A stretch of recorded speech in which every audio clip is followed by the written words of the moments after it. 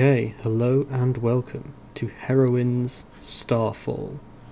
This is a short story that will be played out in my own homebrew world using D&D 5e rules with an all-female adventuring party. All the details of myself and my amazing players can be found in the description, so without further ado, let's meet the players. Hello, my name is Darby. I will be playing Ashling, the Ghostwise Halfling Bard for you today. And I've tuned my ukulele to hopefully not make your ears bleed with music. Yes! Exciting. I am Harper. I am going to be playing Kara, the Ghostwise Halfling Rogue. And hello everyone, my name is Lauren. I will be playing as Narwhal the Swift, a half-elf ranger. Amazing, and as you all know, I'm Ben, aka the Iron Spine, the evil DM! Right, so. Well, Kara and Ashling are twin sisters. We didn't decide who's older, but I'm just gonna say, because I started talking first, that Kara's older. Fair enough. And we were raised by our mother, who is a famous courtesan, and she trained us in the varied aspects of her profession. Kara got trained much more in the backroom dealings. She's the muscle of the twin duo, if you will. Love it. On the other hand, Ashling got trained in all the artistic sort of things. The music, the dance, the chipper attitude, which she channels to great effect. I love it, I love it. Awesome. Alright. Narwhal, geez, my backstory is very long, so I'll just cut it down briefly, but, my mom and dad, my dad was a moon elf, my mom was a human ranger. I lived with them until I was 8 years old, together just in the forest. Tragedy struck, of course, because it was my first character that I ever created. My mom died. My dad went out to find her. Killers never came back. I've basically been on my own since I was 8 years old. I have a mentor that is actually a halfling bard, so I will have some camaraderie with Ashling for sure. But yeah, and I've just been basically adventuring around looking for my father ever since and getting into shenanigans. Brilliant.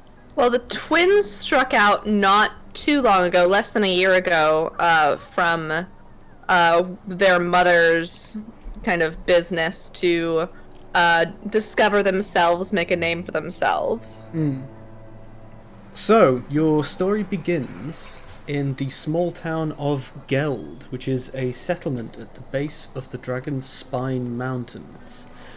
Snow crunches underfoot and your breaths mist as you enjoy some rest and relaxation at the winter solstice celebrations of this small community. You can hear and see bonfires, people milling around, smell wood smoke, there's the babble of conversation and the welcoming odour of cooking meat.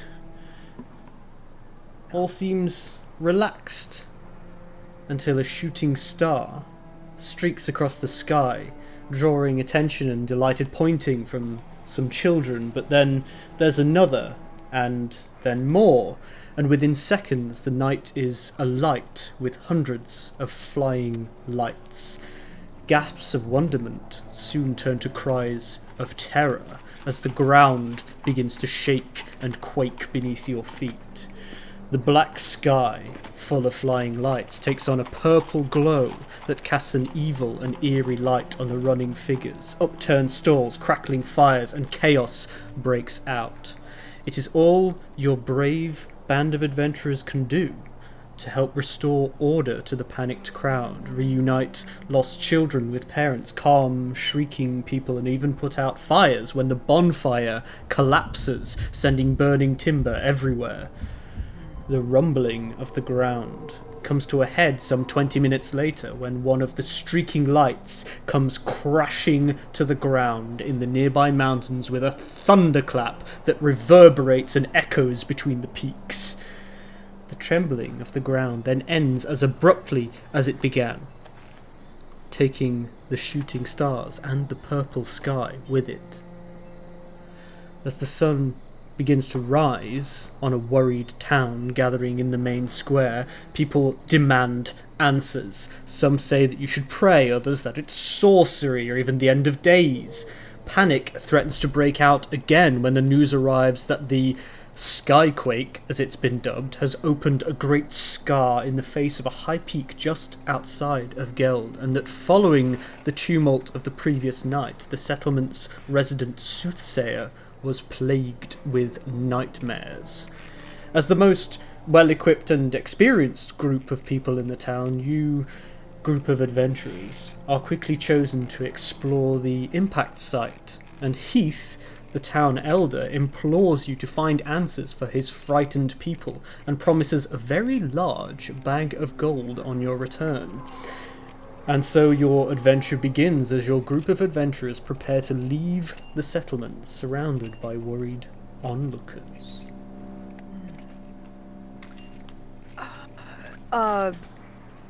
Okay. Narwhal would just probably look at you guys and say, do either of you have you ever seen anything like that before? Have we ever seen anything like this before? You can...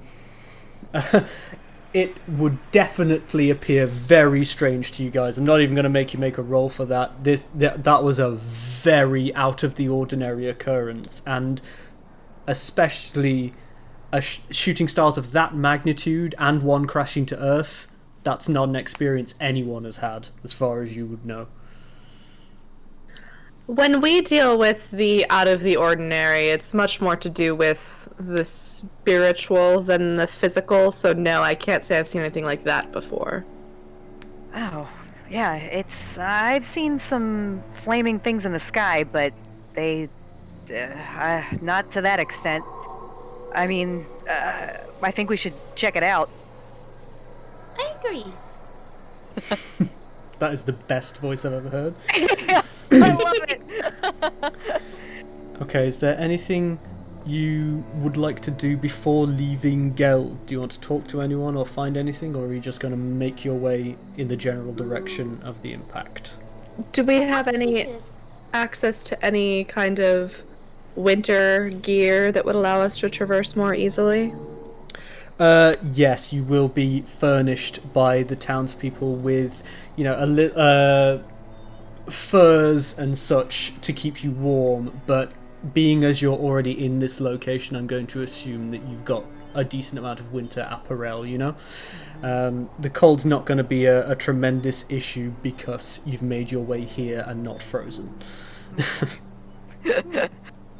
Perhaps we should ask a local of the best way to get to the site? Yeah, a town elder maybe, if there is one. Yes, so the elder who has enlisted your help and promised you a large sum of money is named Heath. There's also the soothsayer of the town who is more of a spiritual leader than someone who handles day to day. So would you like to speak to either of those people? I'd love to speak to the soothsayer and see what kind of dreams he had. Okay. Well, That sounds fun. I'll go. are you all heading there? Sure. Mm-hmm. Okay, so heading to the Soothsayer's Roundhouse. It's very easy to find because it's the one with the strange totemic constructions outside the front and weird runic carvings around the doorframe in strange sigils that none of you would be able to understand, having seen what languages you all speak. The Soothsayer is an old human female who's named Branwyn. You've heard this from your revels and the general cacophony that happened last night. None of you have met her yet, and as you kind of approach the entrance to her roundhouse, before you even kind of hesitate, think whether to knock or not, or call out, you hear just a "Come in!" Narwhal will slowly push the door open. "Come in, don't let the heat out, come on!" And we'll step in.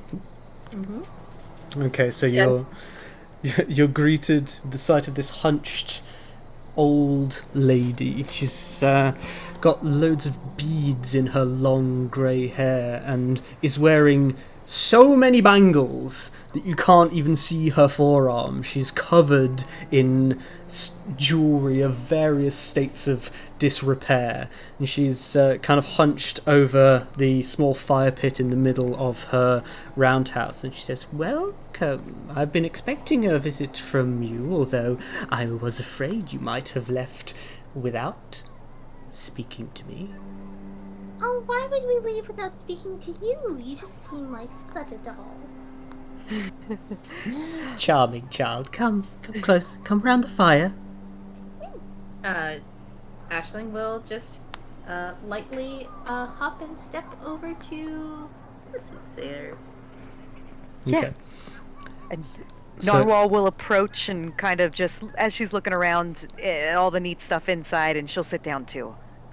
Okay. As you look around the room, you can see that there are shelves stocked with all manner of strange things. Some that you recognise as herbalist ingredients or alchemical supplies, some which is general food or apparel or survival equipment, some of which is antiques, but there is absolutely no order to any of it. It's all dishevelled and mixed together, but there appears to be order in the chaos for this old lady who says, Come sit with me, and she pats the sort of wooden half log bench next to her and gestures around the fire. She says, "Come, sit. Ask me your questions. I'm sure you have many. You must be off. Time's of the essence, yes?" Yeah. Indeed. Grandmother, would you be able to tell us a little bit about the lights in the sky? We've never seen anything quite like it, and we are gonna check it out if we can figure out a way to get there. I have not seen such a display in the sky before. I have seen the streaking lights, as I'm sure even young ones such as you have. And she kind of looks over at Nerowal and kind of raises an eyebrow, kind of trying to guess what age you might be based on the pointy ears. She looks back at the fire and she says, "I have not seen a display like that in the sky. But in my experience, nature's tumult of that magnitude signifies great change in the world.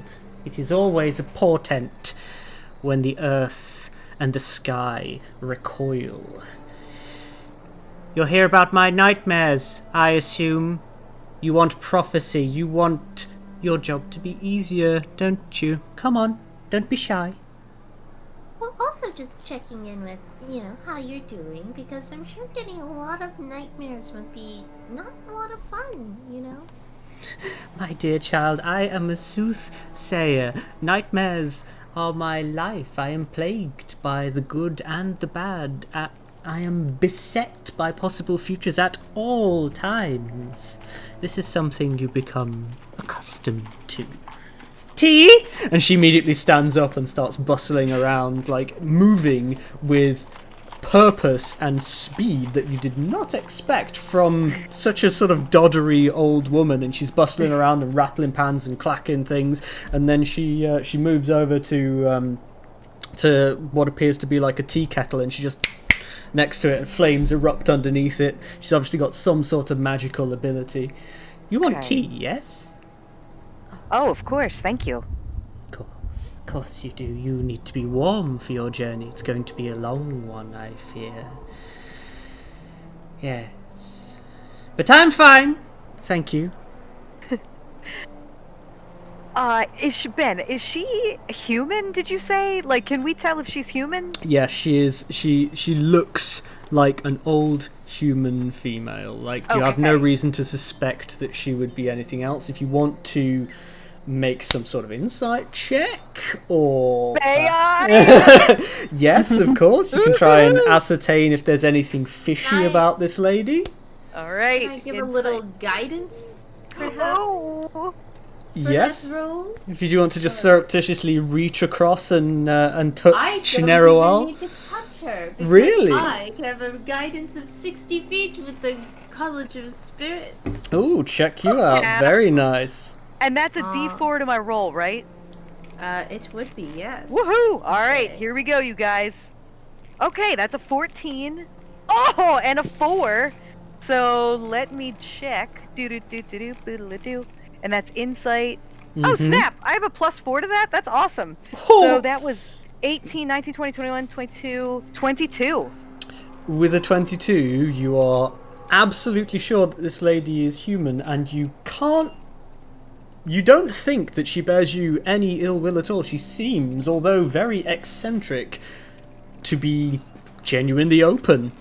She seems Okay. like a strange sort of person, but then again, being constantly beset by millions of possible futures will probably do that to someone. So, okay. Alright.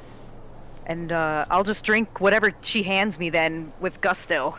Okay, fair enough. So she comes bustling around all of you with these mismatched different cups and mugs, and they all contain this sort of very herbal smelling tea-like brew. Are you all going to drink the tea-like brew?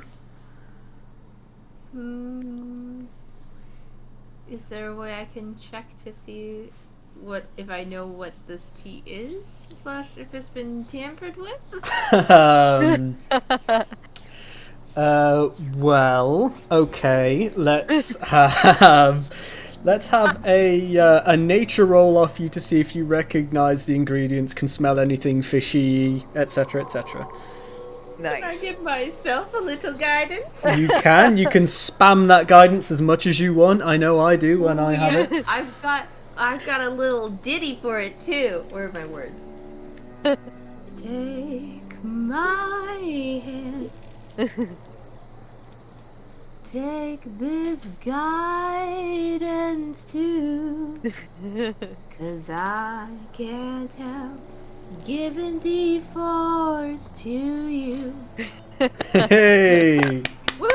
First one. First and one, I very nice. immediately lost my place in the music and couldn't strum. So.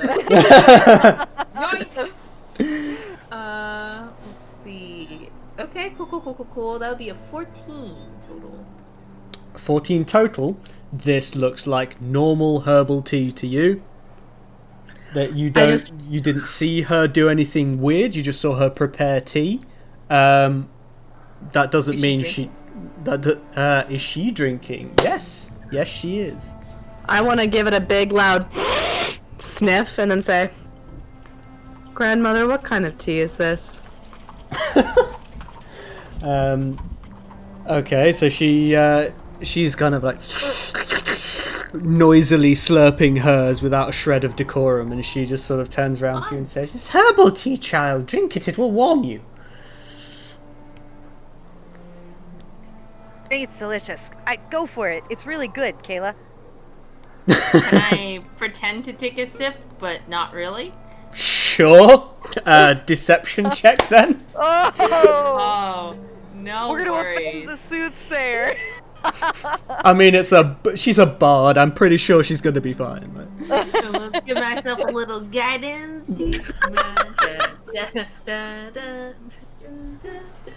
Yeah, that's gonna get ultra fast. Yoink!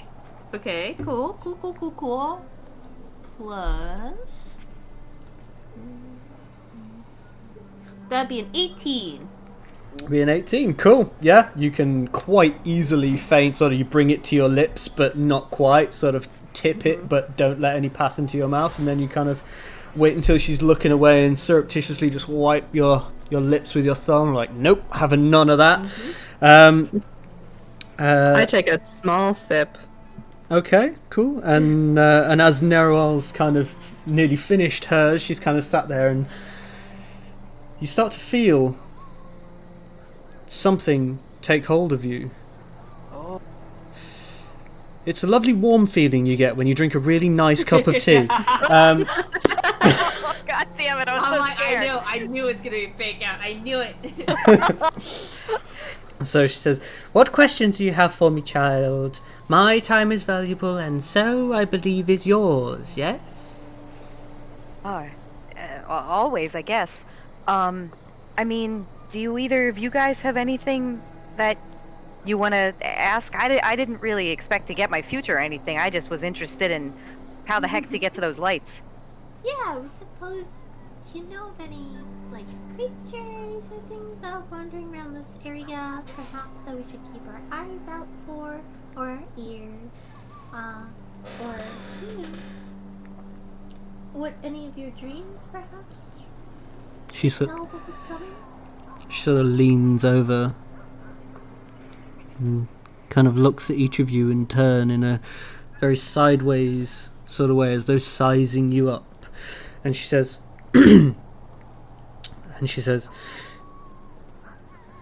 "Well, you made it this far. You know the denizens of the tundra. You know the wolves and the foxes and the birds and the other slightly less natural creatures that may roam around here. But I warn you against becoming lost. I warn you. Because you will have to leave the road. This is clear. You will have to take the trade roads, the goat paths, and then the tundra itself. There is no direct route to that peak, that I know. But I know that people do traverse the tundra, and some of them do not return. Be observant and do not be easily fooled. Now, my dreams, yes, pertinent perhaps. I have experienced a flurry of nightmares. Last night, they came to a head with the image of a deep red glow underneath the mountain range, and then a roar, and she shudders a little bit and takes another sip of tea as if to steady herself, because the very memory of this roar seems to have resonated within her.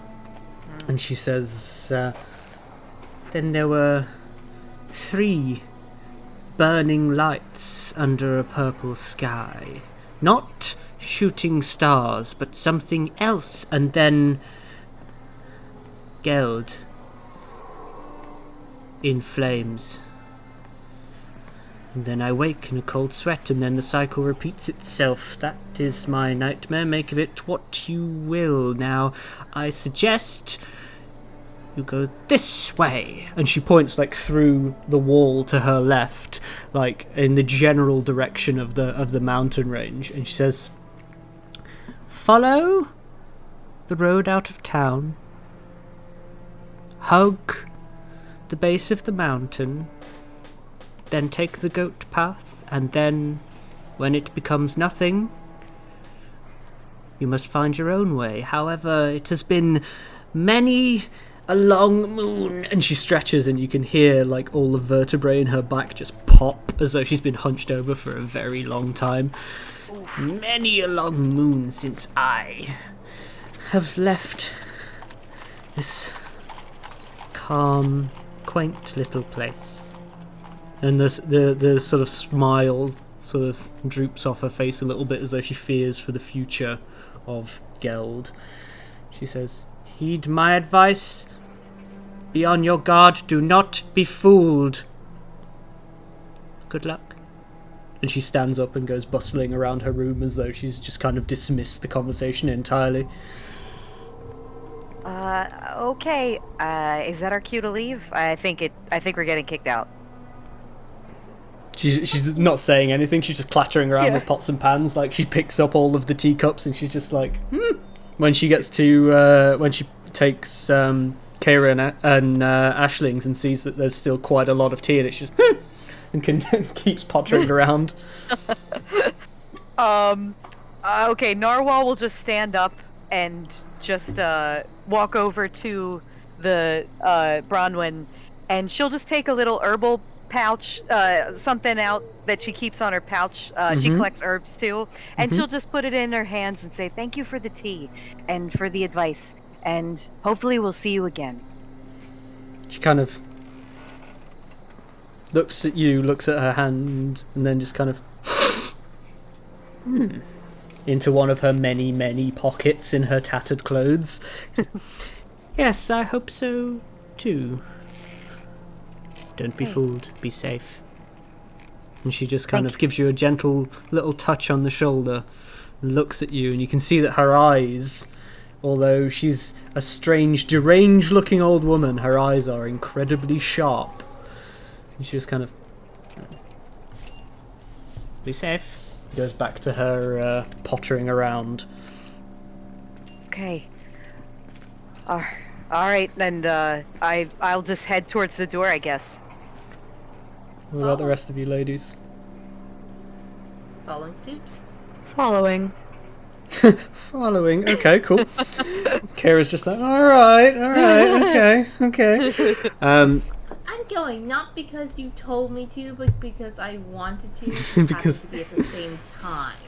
Because I command me to. Yes. Okay.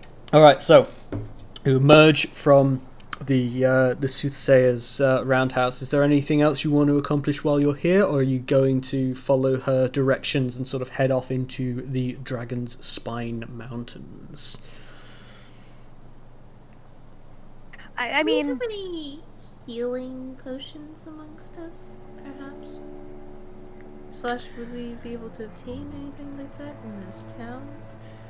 Well, you all know what you already have in your inventories. However, if you wish to go and try and maybe barter for something of that nature, of course, there's opportunity to do so in Geld. It's a settlement of, a fair few people, like a sort of north of 100 people. Like, there's probably something like that knocking around if you ask the right people. Perhaps? For I only have a healing word, and that doesn't do very much. I do have, this is a little spell. I don't know if you guys have this, but I do have a good berry spell. And I'll just reach in my pocket, and I'll just pull out a bunch of little berries, and I'll just say, these will keep us alive if something bad happens, but otherwise, yeah, I don't have any healing potions on me or anything like that. Okay. So you... So we can try and brave it, or we could pick up perhaps a healing potion. I don't know how much gold we have. Yeah, I don't know how much gold I have either. I don't think I had a lot of gold at level 3. Narwhal was kind of poor. Oh, but based on your backgrounds, I mean, daughters of courtesans, you've probably got some mummy gold, haven't you? How much gold did Mummy give us? How much gold did Mummy give you? Let's work that out, shall we? You guys, Oprah rich. Okay. It's gonna be one of the. Sounds like very rich or very poor. I don't know. It's gonna be one of those because I just rolled 98 on a percentile dice. Yeah. What does that mean for you guys? That means 49 each gold pieces. Ooh, that's enough to buy a potion. With the gold that naturally came with my gubbins. Yes, not so evil, DM, after all. We love you, Ben. If you let me handle the transaction. Oh, Let's make Ashling it a- definitely holds on to my gold. I do not handle that part of Ooh, our. well, I get 49 more gold. There you go. Okay. Who do we talk to? Do we just go to the like town square, or where do you guys think? I don't even know where we would find something like that here. Might I look around for an apothecary of sorts? You can indeed. Let's have you make a investigation, because you're looking around town, you're poking around, talking to people. Investigation No check. worries. Investigation. I love being a bard. Look at all these pluses. I know. Okay, that would be a 16. A 16 with a 16. It takes you a little while. It takes you about half an hour, and because all of Snow the is getting to my eyes.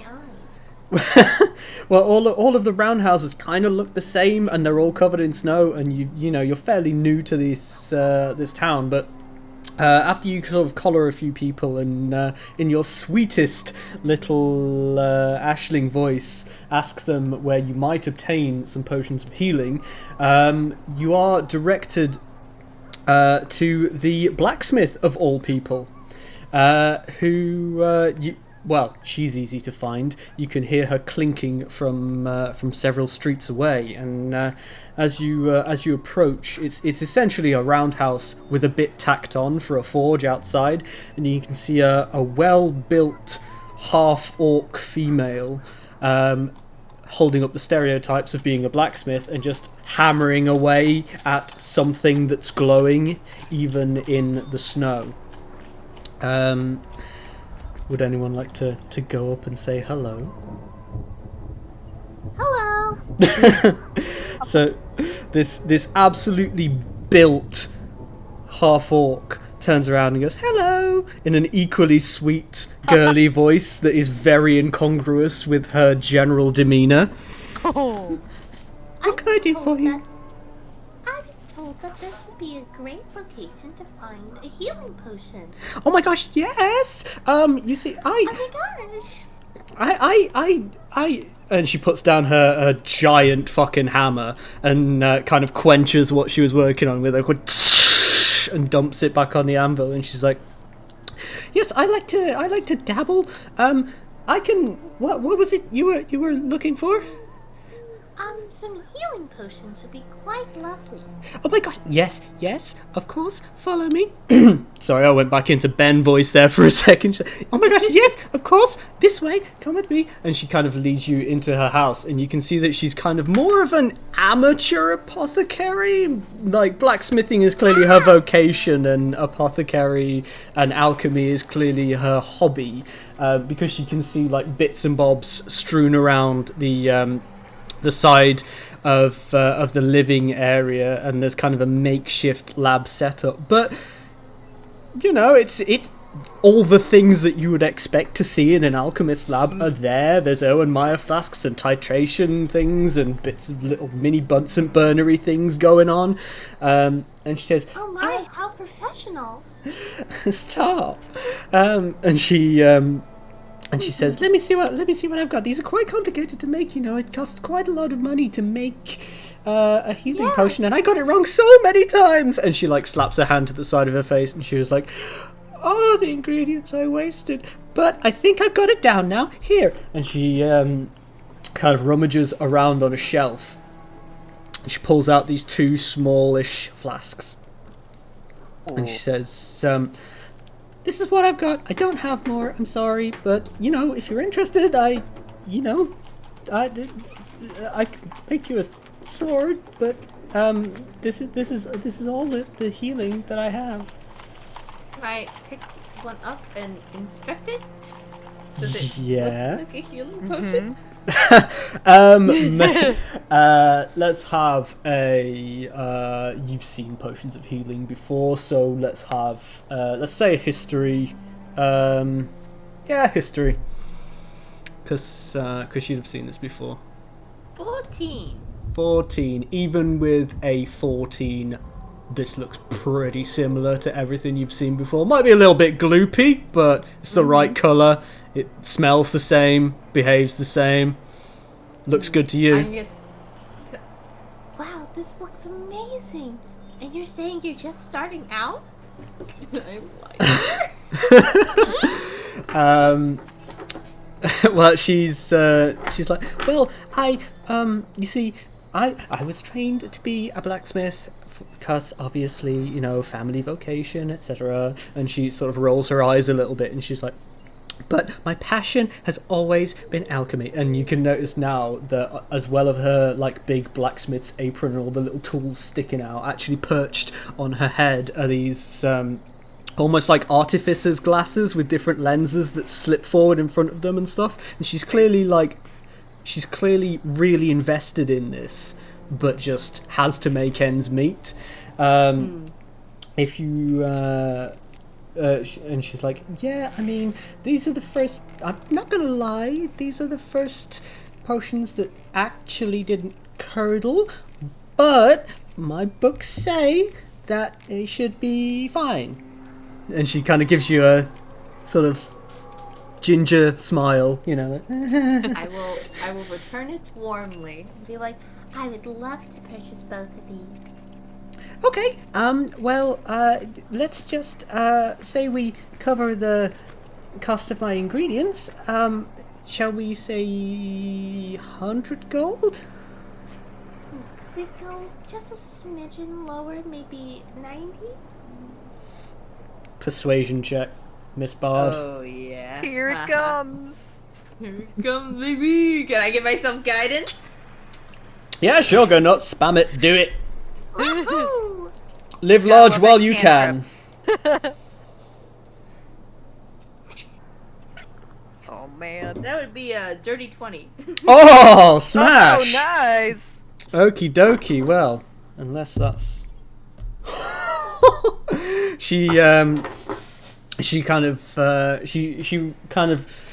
the smile doesn't slip from her face and she says, maybe in the middle, 95?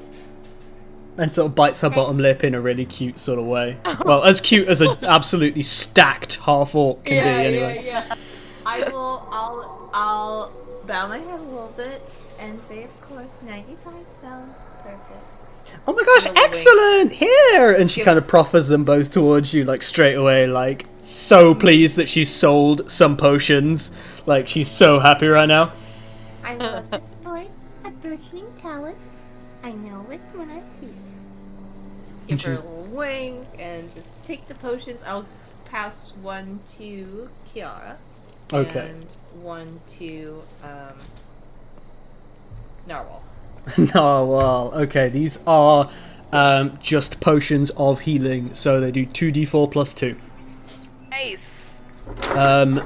One thing to note, I don't know if this is going to differ from games you played in before, but in my world, it is a bonus action to drink a potion, because that's pretty easy. You can slip it out, pop the cork, drink it with one hand, no issue. But it's an action to pour one down someone's gullet. Sounds Nice. just about Makes right. sense. We do the exact same thing. Okay. Yarp. Cool beans. So yeah, 2d4 plus 2, and she's ebullient. She says, oh my gosh, I haven't introduced myself. My name is Myra, and it's so nice to meet you. Thank you so much. Oh, I can't believe with it. I can buy a proper titration funnel with this. It's gonna be amazing. And like when you wink at her, she starts blushing. She's like, oh my god, like she's proper like, like she's having the best day. Right. Oh. Okay. If she dies, I'm going to be very upset. Okay. I've met her for 5 minutes and I'm already emotionally attached. Okay, good. Oh, it's going to be so fun. Right, no, I'm joking. Oh no. I'm joking. She's actually the BBEG. Yeah. Devastating. Alright, so what's next on the docket, ladies? What would we like to do? Well, Shall we get a move on, perhaps? Yeah. I think we should go. Yeah. Oh. Let's head out. Because food-wise, we should be good with your good berries. Yeah. They're very good for keeping us alive. Ho, pun. Awesome. I don't know about you, but I'm in love with Kara already. Like, oh, for fuck's sake, can we go? Like, I love it. right. Okay. So, setting out from the town, then, you get some strange sideways glances. You get some looks. People are both kind of confused at the amount of faith that's being put in these newcomers, like wondering about you, but also kind of hopeful that you might come up with some answers. People are scared. People are kind of fixing burned thatch from the fires last night, like generally trying to sort their lives out after the calamity that's just befallen this this poor small settlement. So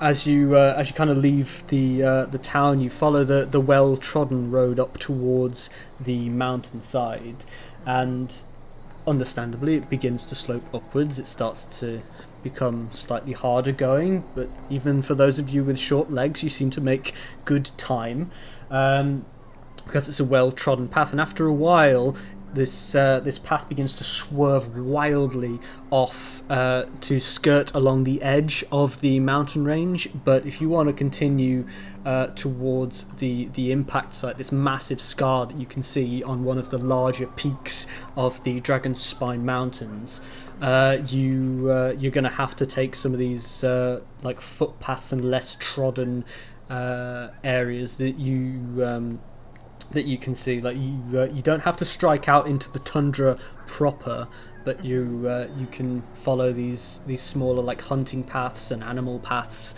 around the base of the mountain and actually into the mountain range itself. And this doesn't happen to be like a forest terrain necessarily, Ben, right? This is more like mountainous. This is mountainous tundra. However, there are wooded areas and trees. There are some kind of like evergreens around, but I wouldn't say favoured terrain is in play.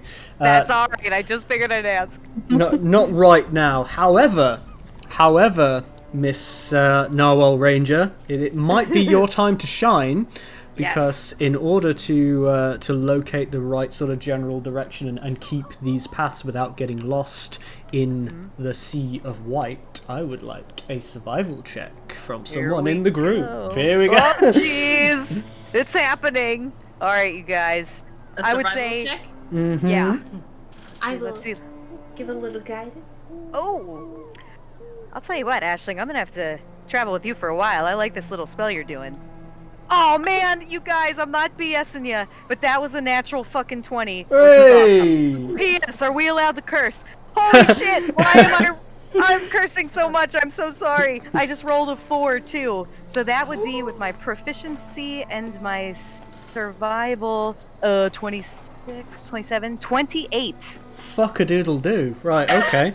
That is... yes, we are very much allowed to swear on my channel. It's gonna be a nightmare. Wow, 28. Okay, so with a 28, no problem. No problem at all. Like, you are like a bloodhound. Like, straight through. Like, no, we're going this way. Like in some...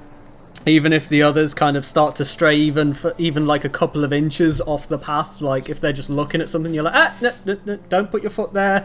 Like, this way, watch out for like snowbanks. You know, you proper, like, this isn't your favorite terrain, but you know what you're doing. Your sense of direction is impeccable, and nice. you lead everyone through the trees without any issue whatsoever. Through the trees, through the rocks and crags. You've got me thinking about woodland now.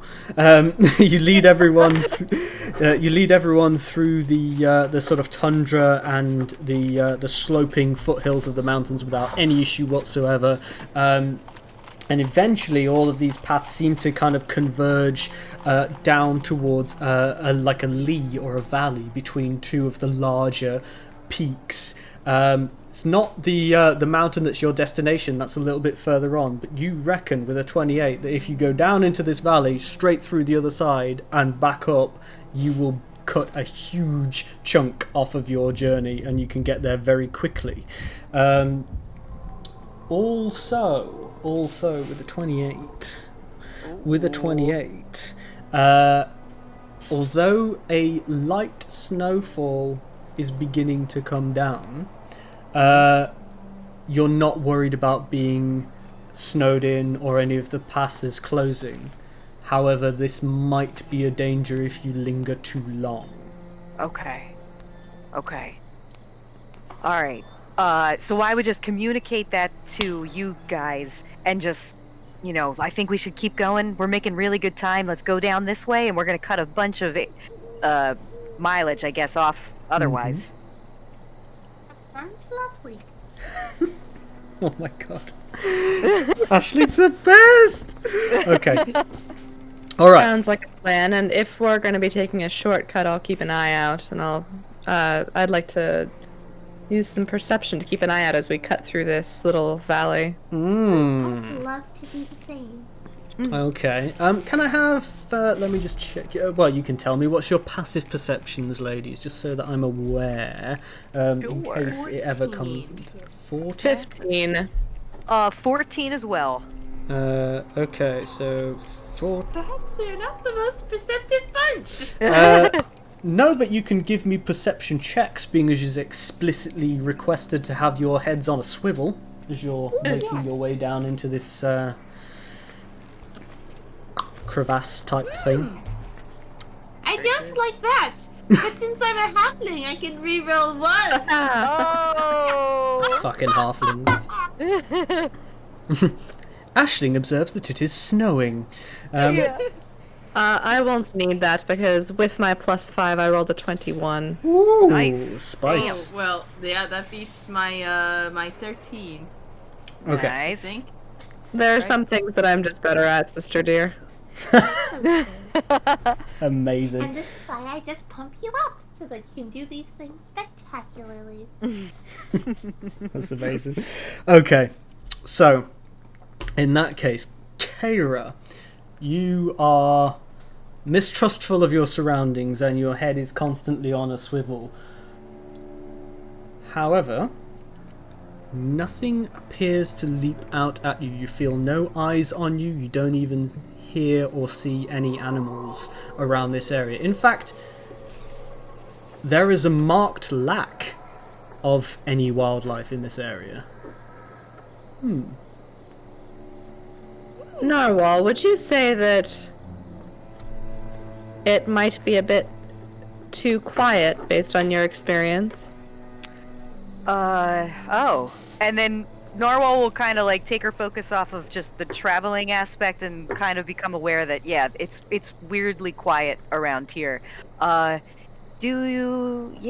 it is. That's odd. Can I look around on the ground and see if there's any weird tracks or anything? Sure. That'll be. Let's have investigation because you're not tracking something. Yeah, let's make it investigation. Investigation. I'd All love to right. give her guidance. Oh man, I fucking love this guidance. It's amazing. Okay. Also, shall we switch to brain talking? Brain what? talking. Yeah. What's yes, brain- I would like to retcon and say that I have communicated that to you telepathically. Oh, what? We are ghost-wise halflings and we can communicate with our brains. Was I aware of that? That's awesome. If you've been traveling with us for any amount of time, you're aware that we speak this way sometimes. Whoa, that's cool. Okay, that's awesome. All right, so let's see. I rolled a 10 plus 2 and then plus another. Okay, so 14. Not great. Sorry, guys. Okay. With a 14, it is a sea of white. You see no tracks of any kind. You see virgin snow as far as the eye can see. It's only the fact that you're such a good tracker that is keeping you on these paths and kind of your sense of direction that's taking you down into this crevasse type area. That as far as you're aware, nothing's been through here for a while. Okay. I don't think there's anything here, but it seems strange that there's no wildlife around, so everybody be on your guard. Let's stay as quiet as we can. I know we're kind of out in the open, but if we see anything or hear anything, just get down. Yep. Okay, so just to clarify, your Ghostwise halfling brain talking. That's just between you two, isn't it? You're not allowed. It's not like message. You can't send something to Nerol. She cannot reply in her brain, but she can hear us. Cool.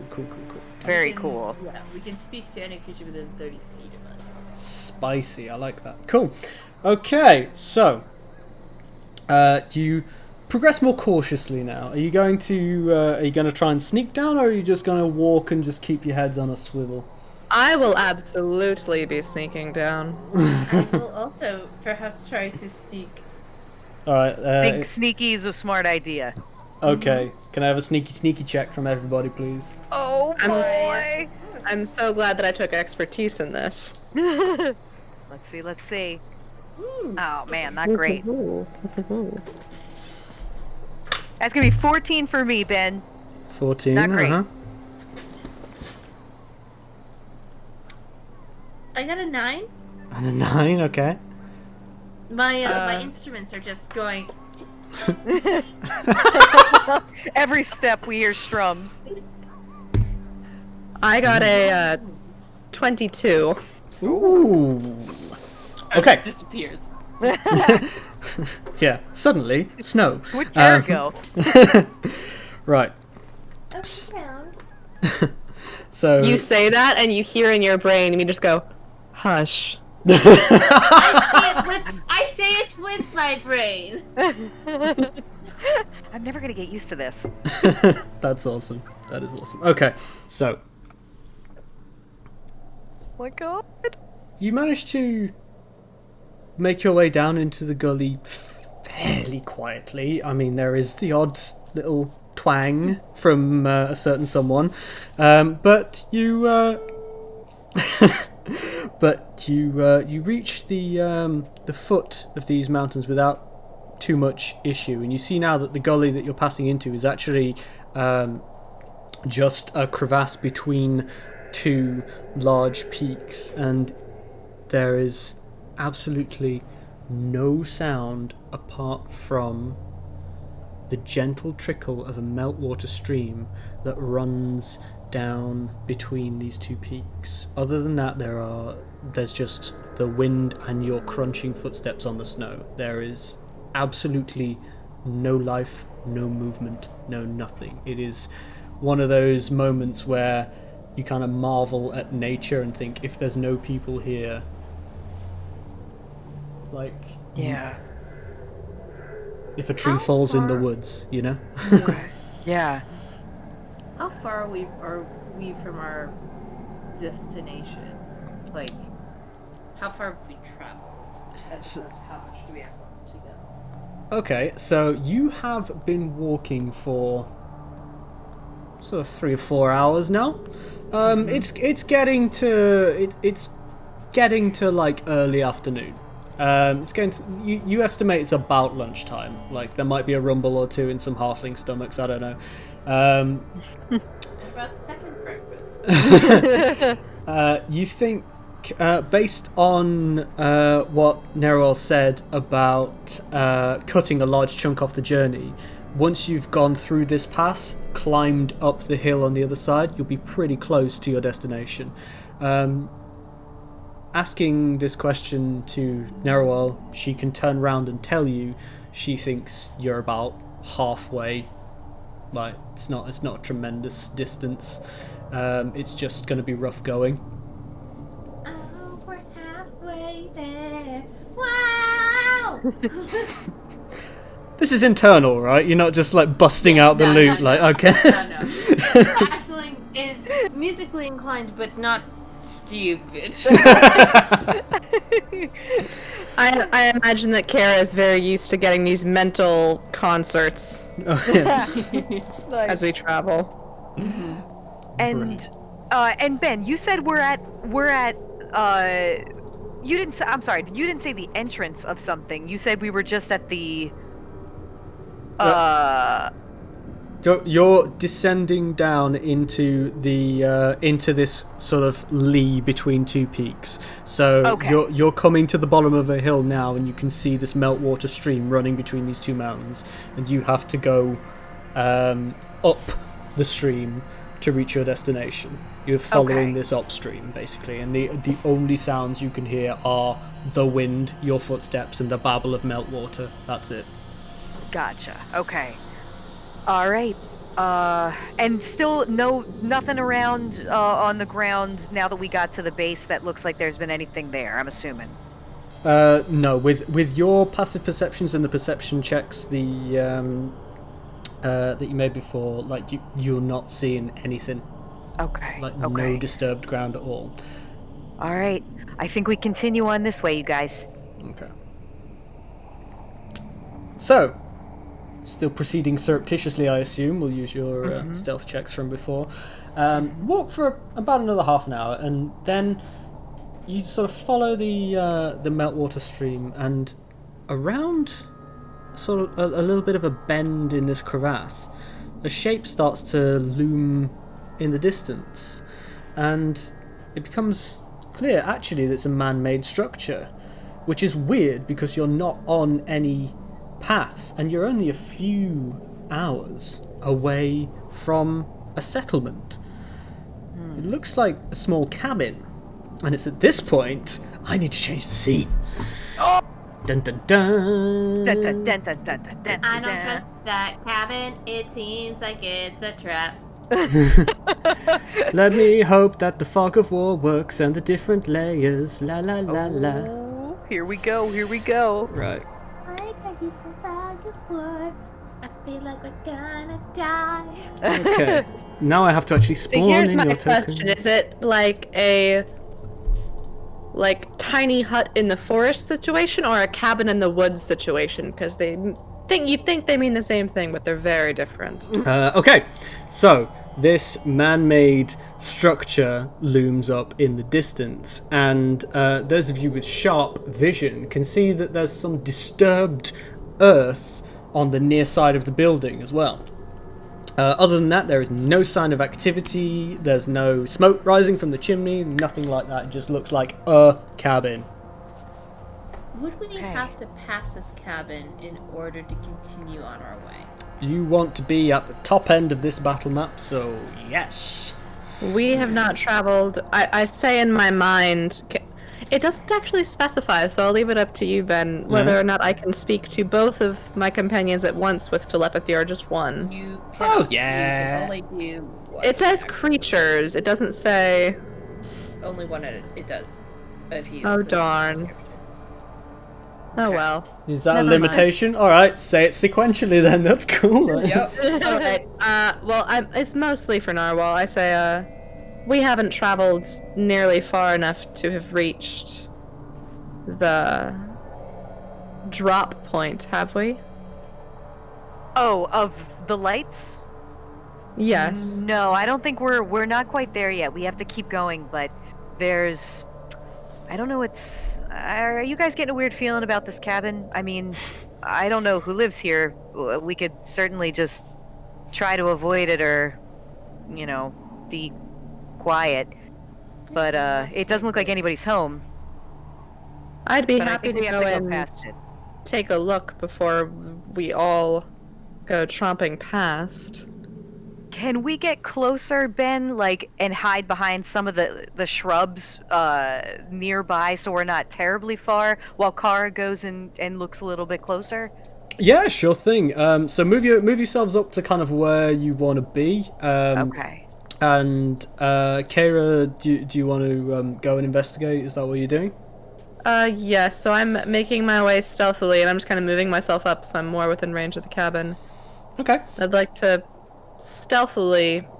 Do I see any windows on this side of the You cabin? do not. You do not. It is just a Wonder- wooden wall. Wonderful. I'd like to stealthily make my way up to this overturned earth and see what's going on with it. Okie dokie. Stealthy check, please, then, Miss Rogue. Oh boy, here we go. Haha, I get to re-roll that as a halfling. Oh, for fuck's sake. Oh, you lucky bastards. Aha, so I will take a 27, please. Damn. Never seen someone wearing black From a blend in 1 with to snow. 19. Okay. Fading into the blackness. So Oh. you can see that The snow lies fairly thick on the ground and crunches underfoot as you move up, and it is virgin snow.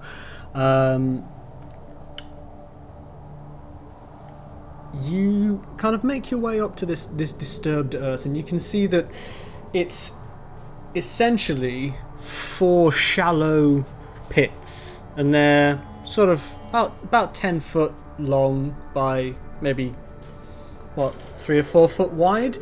They're not tremendously deep, but all these pits appear to have been excavated by some sort of animal. You can see that there is like a load of scrabbled dirt that has been just haphazardly chucked to either side in weird sprays. It's not like someone's used a shovel to dig these pits. It's like a dog's been digging almost. But the earth that it's kicked up has frozen solid and been snowed on. So without making any checks, it's a reasonable assumption that whatever happened here happened a fair while ago. Around the cabin, you can see that there's no windows on the closest wall. There's no footprints in the snow leading up to any of the sides of the building that you can see. And you can see that there's a stack of logs around the back on one side. You can also see that a piece of the roof appears to have kind of caved in. It's looking a bit haphazard on the far corner there.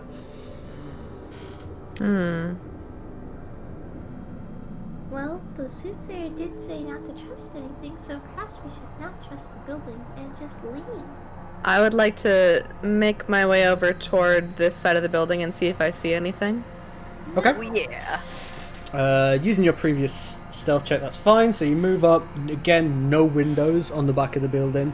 You can confirm that there is a hole in the roof on the top corner, where it apparently has just caved in under the weight of snowfall and disrepair.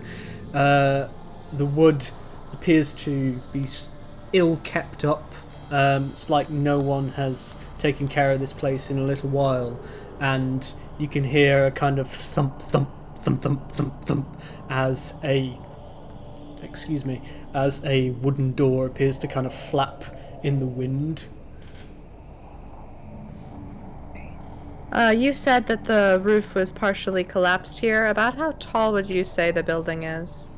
About how tall would I say it is? 15 foot, something like that. It's a single story. And at the point where the roof is collapsed, is it a little bit shorter than that? You reckon that you're athletic/acrobatic enough that if you climbed up the log pile, you might be able to pull yourself up onto the roof and perhaps even into that hole. I would like to attempt to do that. I'm not going to try and enter the home. I'd just like to be able to peek over the edge and see inside. Yeah. Okay. I will be using that acrobatics that I got from the communing with the spirits. Yes. I was going to say, I assume you'll want to do this acrobatically. So acrobatics check, correct. please, my dear. Could I get is she within... Ooh, I don't know, 5, 10, 60 15, feet 20, of me? 25, 30, 35, 40, 45. Check your ruler? Nope. I don't know. Cool. Let's see. With that good old... Because I'm not actually naturally skilled in acrobatics, but the spirits give me that skill. So I get a +6, which will put me at an 18. An 18. Okay, so in spite of the slippery snow and ice that clings to this long abandoned log pile, you manage to clamber up light-footed, and your slight weight doesn't dislodge any of the logs. You clamber up to the top, reach up, grab the lip of the slightly collapsed roof and sort of pull yourself up to peek over the top. And it's at this point that I shall use this fancy tool to remove the fog of war, because you can see inside the house. There you go.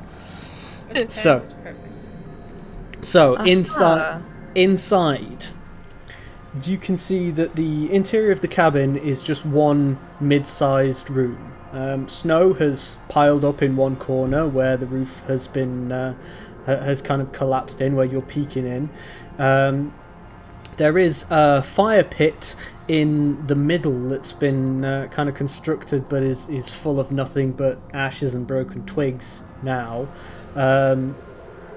There are empty shelves lining the walls. There's a few sort of broken jars and items of crockery lying around, and there's a raised bed made of like deer skins and animal pelts lying across wooden lats in one corner.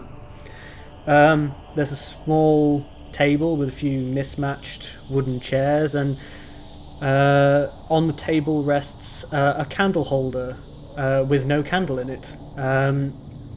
And the boards and all of the furniture are kind of rough hewn and heavily scratched. There's a trunk or box of some description at the foot of the bed, and there's a lantern hanging on a hook above the bed itself. It too is missing the candle. Bearskin rug, of course, lying on the floor there, next to the door.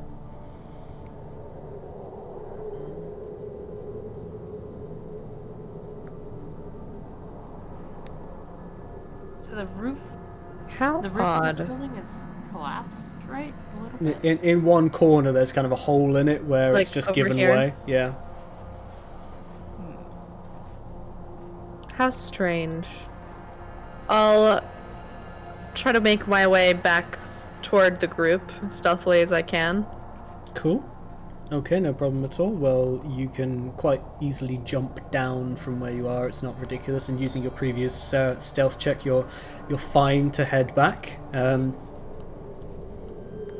Yeah. I'll say in a whisper for both of my companions, I'll say, the cabin appears to be abandoned. No one seems to have been there for quite a while. The earth there doesn't appear to have been dug up by anything, dare I say, humanoid. Much more animalistic looking, but the only thing I've noticed is that there are no candles inside. There's a candle holder, there's a lantern, but no actual candles. It's odd. Okay. I mean, should we go inside? Is there anything else that we should investigate, or? It's in my nature to be distrustful, and if there's no need, I don't think that we should make a pit stop. What was it the soothsayer had said? Don't trust anything? Did. I know, sorry, I just get excited about seeing new things, but you're probably no, right. I understand. The spirits also tell me lots of new stories, but mustn't get lost in them. What do you mean about the dirt being moved, though? Not by... I'll point and I'll say that patch of earth right there. Granted, I'm no ranger, but I do know that those, that earth was not disturbed by a shovel. It was almost as if something had claws and dug it up. If I was to look at that, Ben, would I be able to maybe look at the claws and be able to discern anything as a ranger? You can certainly try. If you want to, little guidance. if you want to move up and give me a little naturey check. All right, I'm gonna take a peek. Man, I'm rolling with the lapis dice. The lapis dice are doing good tonight. All right, let's see. Hey, not bad. All right, so I rolled an 11. God damn, I'm rolling 4s with my D4 tonight. This is awesome. So let me pull up. Sorry, one sec. I forget. And you said, was that an investigation? No, it's going to be a naturey check if you want to discern what kind of thing did this. 17, 18, 9. Okay, 19 total, Ben. 19 with a 19. Okay. You are not sure what did this. You think it was based on the distribution of the earth as it's been kind of splayed around. You think that it was probably some form of large quadruped. You get the impression that it was like a bear or something with quite large forepaws, digging like a dog, as though going after something that was buried there. Okay. All right. Yeah, maybe a big bear or something. A bear? I mean, something big with claws. I don't know. Can I check around us right now? I was going to say, well, there is a bear skin rug. Oh, That's true. I kind of want to go in. Is that stupid? I really want to go inside. I guess I shouldn't, but I kind of want to do. My professional recommendation would be to, not. Aisling, did you say you wanted to have a little look around where you are now? Yeah. Aisling? oh Ash- yes. Did Sorry. you- yeah, I kinda- thought I heard you say you wanted to have a little Yes. peek around where you are. Cool. Yeah, I want to make sure, like, just that we're not being watched. All right, make a perception check for me, my dear. Yep. Okie dokie. That would be a 15. 15. Nothing for miles. You can't see anything. You don't think that there's anything alive for quite a way. I don't like that. But, So- alright. Okay. Well, if we don't want to check out inside, should we just keep on moving? Keep on moving. Okay. Narwhal would like wistfully kind of just like look in the crack of the door as they go past, but won't go in. Perhaps we can visit it on the way back. Okay, so you want to just move up past the cabin, keep going, yeah? Moved past the cabin. Okay, so Oh, I want to know what's inside. That's okay. Keep going. as you kind of proceed past the cabin, so you move up to sort of the other side of the building, you can hear the door kind of in the wind. But other than that, it seems pretty dead, and you can catch a glimpse inside. There's nothing moving, nothing seems out of the ordinary really, other than it being just completely deserted. Okay. So it's at this point that as you kind of begin to sort of round the bend of the river further upstream, you can hear sounds like a plaintive cry on the wind. It's actually Kara that picks it up. She hears, it's almost like a voice on the wind coming from back the way you came, kind of not too far away from the cabin. So as you guys have moved up to let me move your token, Lauren, as an example. I'm going to move Okay. you up to kind of about here as you got past the cabin in the beginning to kind of leave. If you girls want to move up with her, that'd be great. You can you hear this kind of plaintive cry on the wind coming from back a little bit behind the cabin. Nope. No. Nope. Would you say it sounds like more of the cry of a child or the cry of a wolf? How Let's human are we talking here? make a perception check. Do we all hear this, you guys, or was it just you two? I believe I heard it. Okay. Kara heard it. I don't think you know that I'm listening for it, dear sister, so I don't know if you can guidance me. Unfortunate. Oh, but that's okay, actually. It's fine, don't worry. I have to check on my bonus. I'm rolling very well tonight. That was a 22. Oh my days! Ooh. That I've never rolled with this set before, but I'm quite liking it. that sounds very much like a strangled humanoid voice with a 22. Did you say 22? 22. With a 22, you kind of stop a minute and strain your ears and you hear it again. It's like, help me, please, so cold. Nope. Nope. In the brain, just going nope, nope, nope, nope, nope, nope. Oh, please. the soothsayer said, don't trust anything. Dearest sister, I know, but someone is calling for help. I don't know if it's a friend. Can I insight check the call? Can I also insight check the voice? Yes, you can. And are you guys to each other out loud, or are you talking? Oh, in your I'm head still? I'm talking in my head. Okay. Yeah, we are brain talking. We're Brain talking. All talking. brain talking. Wait, can I give myself guidance on this? Sure. That sounds like a nat 20. Yeah, was it? Or was it a 1? It was, well, I get to reroll ones, but it was a natural 20, and because I have expertise in insight, that is a 27. That's a 27. I rolled, okay, 18 plus 4 plus my insight, which is 7. So 18 plus 7.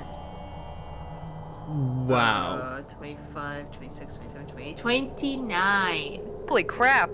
29. I also took expertise in insight. Wow. Okay.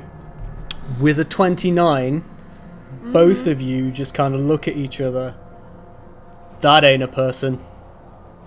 Oh. That's the voice sounds weird and janky. That is not a person. It's like some sort of twisted facsimile of a person's Gross. voice. And then I say to my sister, in my head, I say to my sister, let's just not tell Narwhal. Escape. Disgusting. We're gonna leave. Yep, we don't inform Narwhal about this at all. Probably a good idea. Yeah. Narwhal's just kind of looking forward, like, okay, how are we gonna keep going? And is kind of lost interest behind her anyway. Okay, so you're just leaving. You're just going, yeah? I mean, I would wait for you guys, but I would be continuing on. Yes, I would like to follow her, but keep my head on a swivel behind us. Yes, I would also like to hustle. Okay. Okay. No. No. So Keeping my head on a motherfucking swivel. on a motherfucking swivel. Alright, so if you're keeping your head on a motherfucking swivel, I would like a perception check from you, please, Kara. Oh! I get to re-roll that. Oh, for fuck's sake! I'm rolling. I'm being a halfling. Oh, that is a natural 20 plus a 5. How does this keep happening? It's a natural 1 or natural 20 game. Wow. The dice giveth, Wow. and when it comes to halflings, they do not take it away. Apparently not. Oh, man. The dice giveth and then giveth again. Okay. Yeah. Okay. With that roll, you turn around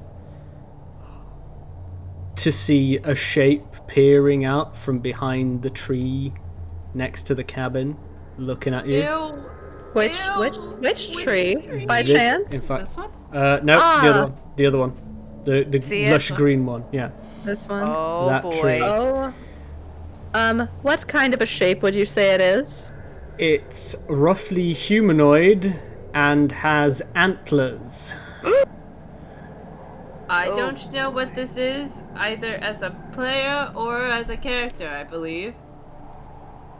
Oh, boy. I would like to just... Measuring distance. I just wanted to see if it was within range of my telepathy. No. Oh, 30 boy. feet, and they have to share I a would- language.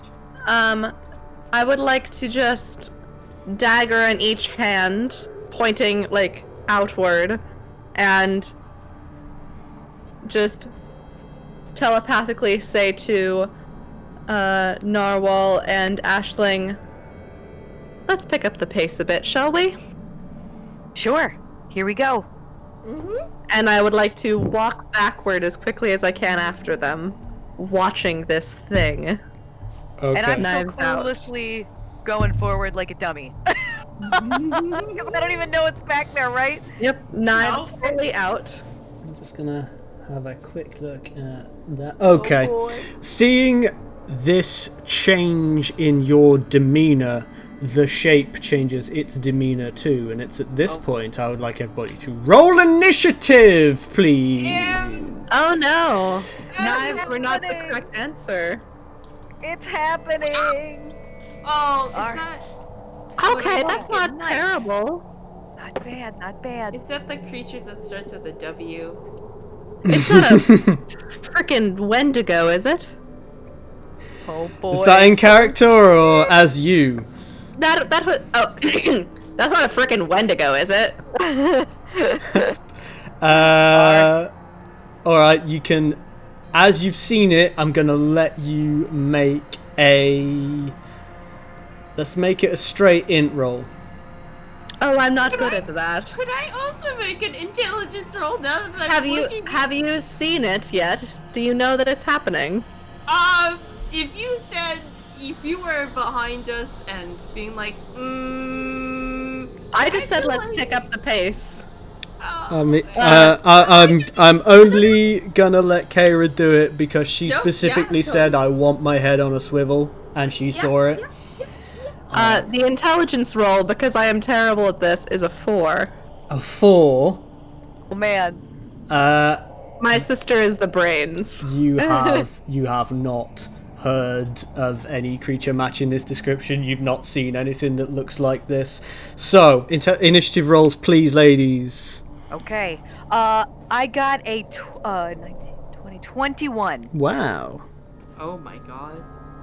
I got a 23. Oh, wow. Nice. Good initiatives. Oh, it's a. Oh, I added the wrong number. I got a 16. You got a 16. Okay. Still pretty good. Not bad, Um, not bad. Better than the 13 I thought it was. I was adding my proficiency, not my initiative. Yeah, better than the evil DM as well, who got a 4. So, Wow. You said its demeanor changed, though? seeing your change in demeanor, this thing just pops out from behind the tree and just is looking straight at you, and it looks like its muscles are coiled, ready to go straight for you.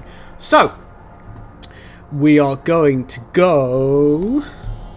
We're going to go with a change of music!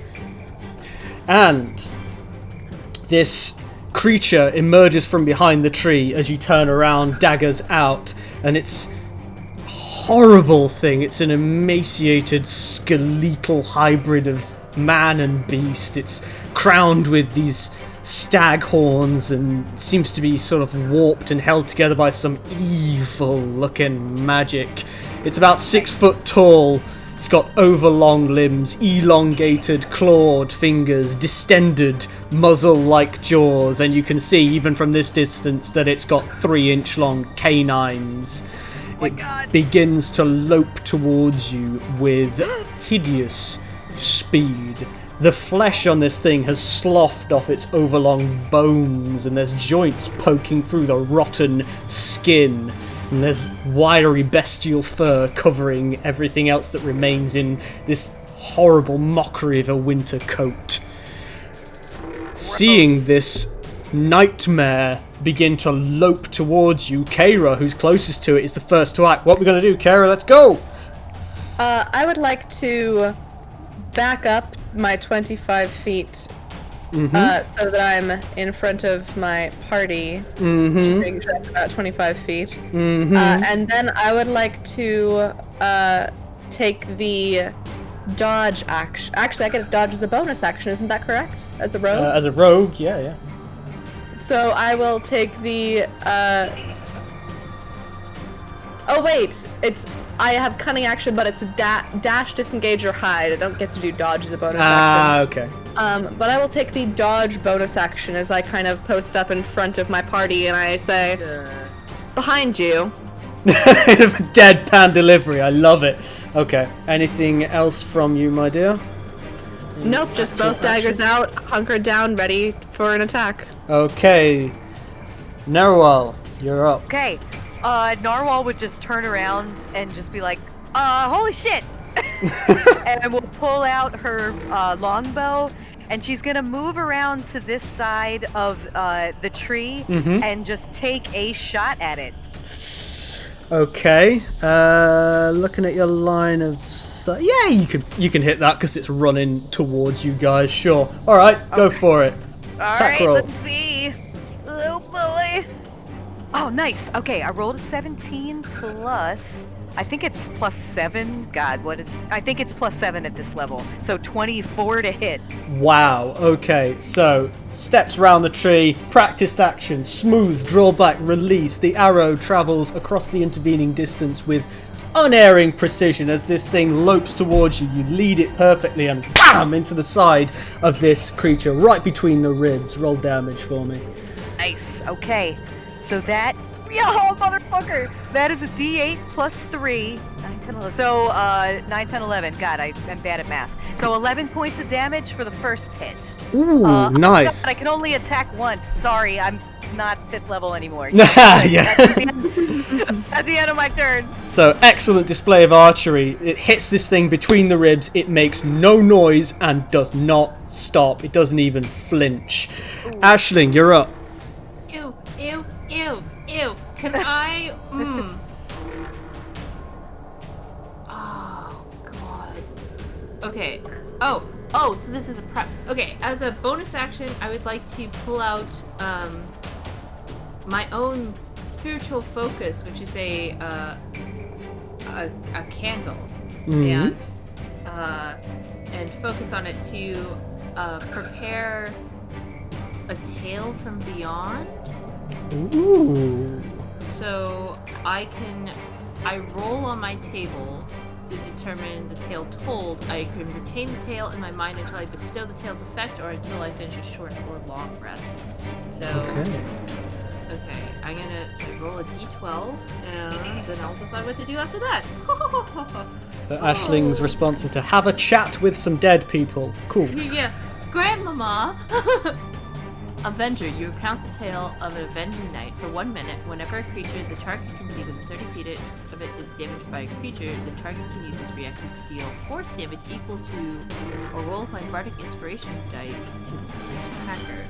I will give it to my sister, Kiara. Okay. Kiara. So I can deal force damage as a reaction? Yes. Taking damage equal to a roll of my bardic inspiration die, so a d6. Nice. Okay. So for a minute. Yeah. Excellent. And it took a bonus action to prep that and an action to bestow it. So that is, I'm gonna push myself a little closer up against this tree to try and give myself some. Make yourself feel better. Cool. Okay. Right, in that case, it is Evil DM's turn. So... It can't move that fast, get it? That was terrible. Okay. So, this horrible creature is going to... This horrible creature is going to...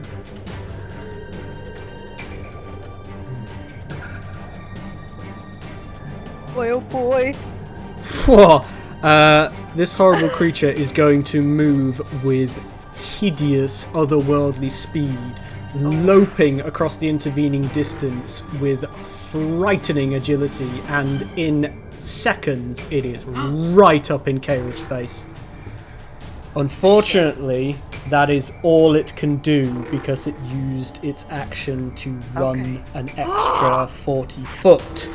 It gets right up close to you, and you can hear now as it lopes towards you across the snow, crunching in the joints as the bones grind together because they're missing all their sinew and cartilage. This thing fucking reeks. You can smell it even when it's like 20 foot away. And time seems to slow down as these sort of dead eye sockets just stare fixedly at you. Okay, back to Kaira's turn. I say, you're not even close to the scariest dead thing I've ever seen. And I go for a dagger attack with my main hand dagger. Attack roll for me, my dear. Oh shit, here we go. Oh, that was cocked. That fell out of my dice tray. Oh, that's quite good. What's my bonus to this? It's a +6, so that's a 22 to hit. 22 Nice. Oh to my hit. God. Awesome.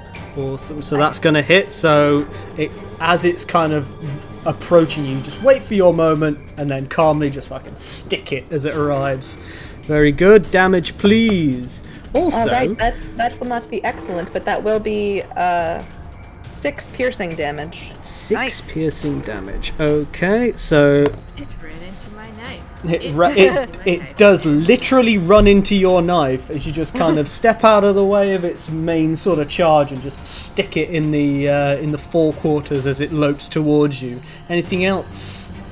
I would like to use my bonus action to attack with the other dagger. I thought you might. Attack roll, please. And that is a natural 20. Oh! Okay. Okay. Happening. It is only offhand, so I don't get to add my bonus to it. Oh no, you still got You 2d4s. that dice, keep that dice. Very nice dice. These are very nice dice. Yes. I've never used them before, but they're doing well for me. So how do you want me to do this? You want me to roll the damage dice twice, or just double the roll? Roll 2 of the damage dice is what I normally All do. right. So that is a total of 6 damage with the offhand 6 dagger. points of damage. Nice. So you let its momentum kind of go past you a little bit and then just very calmly stick it with the other one as well. It makes no noise. Doesn't even appear to have noticed that it's been stabbed. I don't suppose that... no, I don't have advantage on the roll, so never mind. Okay. Well, you quite happily just plant your daggers in vital organs, or rather where they should have been, because your practice strikes seem to be kind of underwhelming on this thing. Narwhal, you're up. Okay. I'm gonna see that it just moved to where it is, right in front of my, my party member. So I'm gonna move out to about here, so I have a clear shot, and I'm gonna just hope like hell that I don't roll a 1 or something bad and shoot my friend. But I'm just gonna take another shot at it. Okay, do it. So Practice let's see what fluid happens. motion. Yeah. Oh my God, no! I rolled a 1. Yes! No! No, not from the non-halfling in the group. Oh, I did. That's a 1. And Happy evil DM noises. Roll damage. Roll damage. Oh, God damn it. Okay. Please roll bad again. Please. That's 5 plus 3, so 8 points of damage. God damn Oh, it. damn. Okay, so you try and sort of lead this thing, but you're not anticipating Kara kind of stepping around it to stab it with both of her daggers, and she inadvertently steps into the path of your arrow. It catches her in the back, kind of ricocheting off the sort of top of her pauldron, kind of like, "Ugh!" It's like you've been punched in the back. That was 8 Amazing. damage, you said? Yeah. Yeah. So sorry. Thankfully, Avenger is a MacLeod and not a requirement. Okay, Yeah. good. I don't want to have to deal force damage. Narwhal. Just do it. I earned it. Okay. It's like, ow! Sorry. Anything from you? Anything else from you, Narwhal? No, it's Narwhal. okay. I'm gonna hold off on any bonus actiony stuff right now. So I'm Roger good. that. Ashley, you're up next. Great! Oh god. I just grunt. Fine. Is there any metal on this creature? It does not look like it. However, you can make a perception check to discern if it does. It's wearing some mouldy, tattered, ragged apparel. It looks as though it might have had some form of clothing in the past, but that was a long time ago. This is really creepy. I'll make a perception check, I guess. Okay, perception check then. Ooh, that was pretty bad. Perception. That is a 9. So I don't see diddly squat. A 9? No. With a 9, you can just see these old, like, bedraggled, rag-like bits of cloth clinging to its bones. Like, you can't see any metal on it. Doesn't mean it hasn't got any metal on it, you just can't see any. Jeez. Man, oh jeez, oh my god. I will just, I will pull out my lute and I will cast a vicious mockery. Ooh. There you are. I'm going to turn down the music for your vicious mockery. Thank you. Let's hear it. You're dim of wit, dumb of ass. You can't pass a stupid class. And I think to myself, well, you're really dumb. And I will cast Vicious Mockery for not that much damage because we are level 3. Is it a D4? No, D6. Yes, D4. it's a D4. Amazing. Oh, love it. Do I need to make a wisdom save? Yeah. Mm-hmm. This thing is not wise. And with a 2, I think we're okay. So.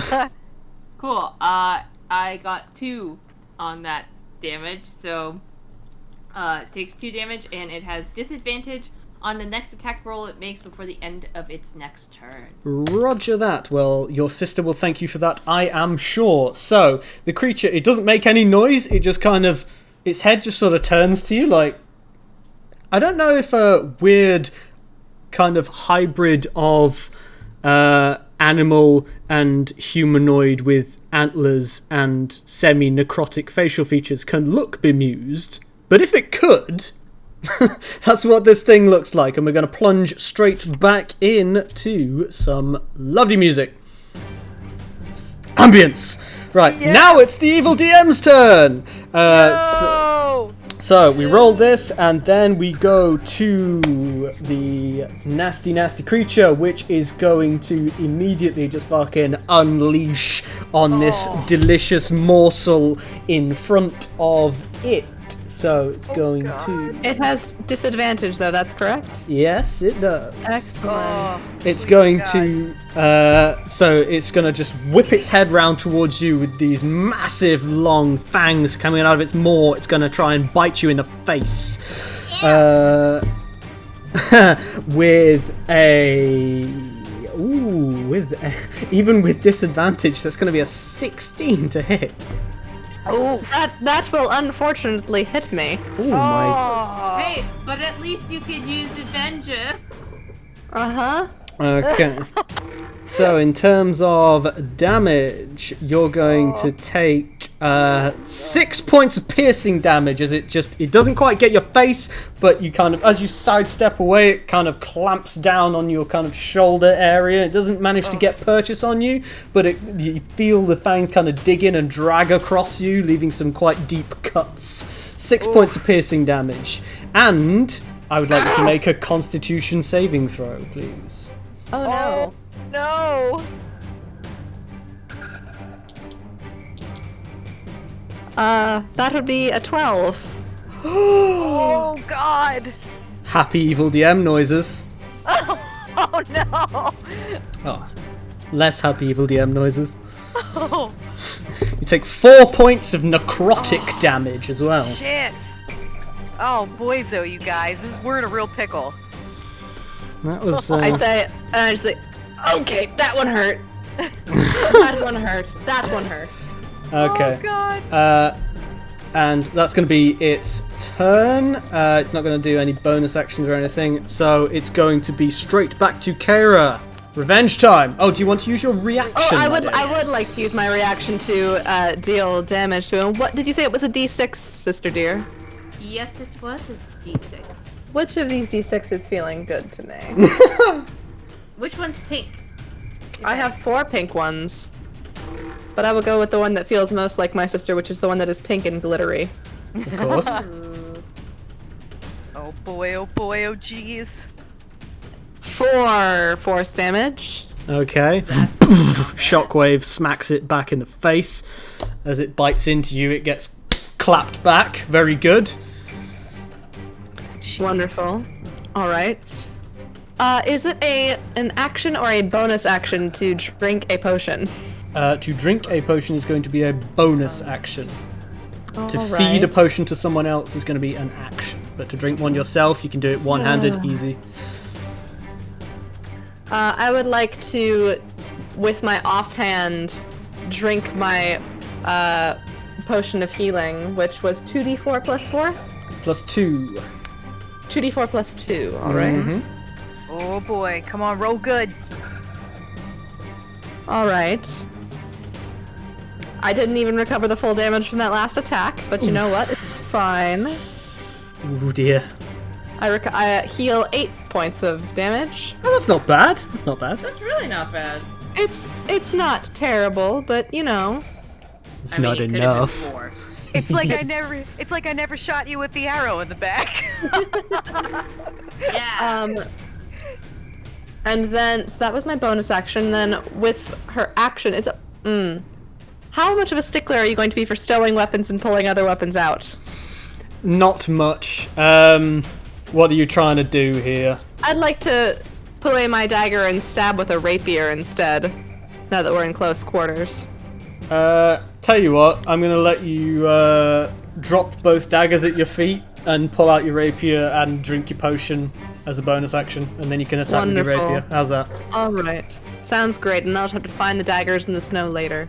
I mean, they're right at your feet. Like, you're not gonna chuck them away. Alright. Yeah. Okay, wonderful. Aha! So when I roll a 1 on an attack roll, I also get to Oh, reroll for it. fuck's sake! Yeah. It's 1 on anything that isn't initiative. I know Or, people. I know people often say like attack rolls aren't skill checks. Meh. If someone rolls a 1, I'm making them drop their weapon. I'm making something bad happen. Like. Yeah, we have noticed. How does that So arrow feel in your back? So better than a knife, dear sister. Unfortunately, it's not a natural 20, but it is a total of 25. Oh fucking hell! Big hit. Easily slip past its guard. This thing is not moving with any form of self-preservation at all. It's on all-out attack. It doesn't care if it leaves itself open, and you very easily just slot right through its breastbone. Easy hit. Roll some damage for me. Wonderful. Oh, full damage will mean 12. Ooh, nice. 12 piercing damage. Very good. So you just slot it right through the middle. The point of your rapier just out the back, and you hear it kind of puncture through this horrible leathery hide and desiccated bone, and then just whip it back out again. This thing doesn't even react. I Yikes. desperately wish I could get advantage against this thing somehow, but oh well. Okay. That will be my turn. In which Run case, with flanking in this. I do indeed. My sister dear, you are squishy as fuck. Please do not. So, Sister dearest, I have 15 AC. Sister dear, so do I, and I'm getting I'm taking here. Narual, you're up, my dear. Let's do All it. right. All right. I'm just going to. Let me just see. We're still. Everybody's positionally still about where they were, right? Yeah. Nobody's really moved. No one's. God damn it. God, this is the one thing that sucks about rolling ones when you're a ranged attacker. I'm just gonna move a little bit more perpendicular. I'm gonna take another shot, but I'm gonna cast Hunter's Mark on this Ooh. thing. Nice. Okay. So that's my bonus action. Mhm. And my attack is okay, good. So 12 plus 7 to hit, so 19 to hit. That's a hit. Fantastic. Now, my Hunter's Mark adds a d6. I roll a d8 for damage, and I also have Colossus Slayer, which means once per turn, I roll an extra d8 of damage. Against, Oh my is it against anything? Oh yeah, it's against any creature that has already taken damage. Has taken any damage? Wow, okay. Alright, Yup. roll some damage for me. Here we go. This is gonna be big. Has dropped. Oh shit, yeah. All right, so that's 1d8 and 8. I got a 6 and a 2 plus 1, 2, 3. So that's 14, 15, 16, 17, 18, 19 points of damage. Oh my days. That was a big one. Yeah, so draw back on the bow, take a moment, hunters mark this thing, and this time very, very careful not to hit your compatriot. Literally only 15 feet separate you and this thing, and you've hit far smaller targets. Bang! Right in the side of the head. This thing just kind of, it's snarling, whipping around, trying to clamp its jaws down on Kira, and then just falls down. Lights go out. Falls to the ground on its side, lands in the snow, does not even move. Just lies there, this horrible, twisted creature. You've completely snuffed it out with just straight through the head. Nice. Oh, okay. Oh, Narwhal would immediately run over to Kara and just check her out and make sure she's okay. Are you okay? Oh God, I'm sorry I shot you. That was not intentional. I feel really bad. Are you okay? I am fine. I am fine. Oh, dear. Oh, I feel really terrible. Here, do you need any good berries? I've got something. It might be able to help a little bit. And I just, if I can. How many good berries are you? Yeah, I'm just gonna take 4 of them out and just like shove them into your mouth without asking. Oh my. That's Amazing. 4 full days worth of meals right there. Yeah, but it's 4 hit points. Take those 4 hit points. Amazing. I will chew and swallow them. Kara, you feel very full. Okay. In spite of feeling very full, Kara, let's put this back on. Oh no. In spite of feeling very full, Kara, I'd like you to make a wisdom saving throw, please. Oh no. Oh, Is jeez, this against a fear effect, perhaps? My God. Actually, that is a good question. Is this about being frightened? No. Okay, then never mind. I was like, I wasn't going to answer, but then I remembered your halflings, yeah. Yeah. Yes, we get many That benefits. is a natural 20 plus 3. What? Wow!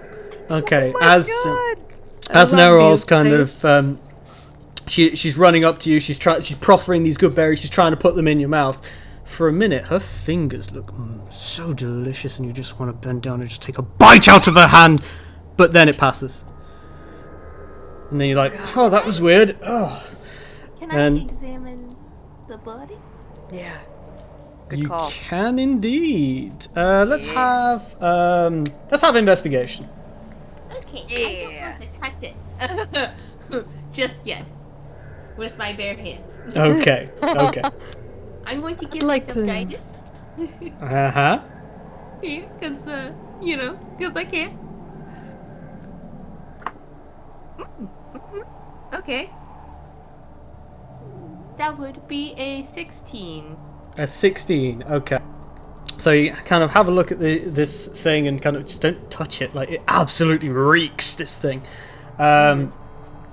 It's like a desiccated corpse and a werewolf and some sort of horrible Leshen had a horrible twisted love child. It's disgusting on every level.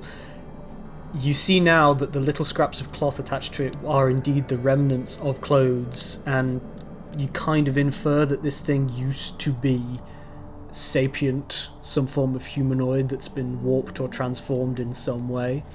It doesn't have any material possessions left on it. Would I know what it is? Having examined it, I'm going to let you do your the int check that was failed before. See if you can come up with what it is. Guidance! If I can. Of course. Spam that guidance. Diggity dog. Okay, dokay. I don't add anything to it, just a straight intelligence roll? Straight or- in check. Okay. You're piecing that- together old information as well as kind of using your judgment. You've never seen this thing before. Cool, that's a 19. That's I a rolled 19. 18 and a 1. Yeah, I wanted to see if I could make it bigger. This thing matches stories you've heard about Wendigos. Ah. Shit. Oh. From That's what you creepy. from what you can recall,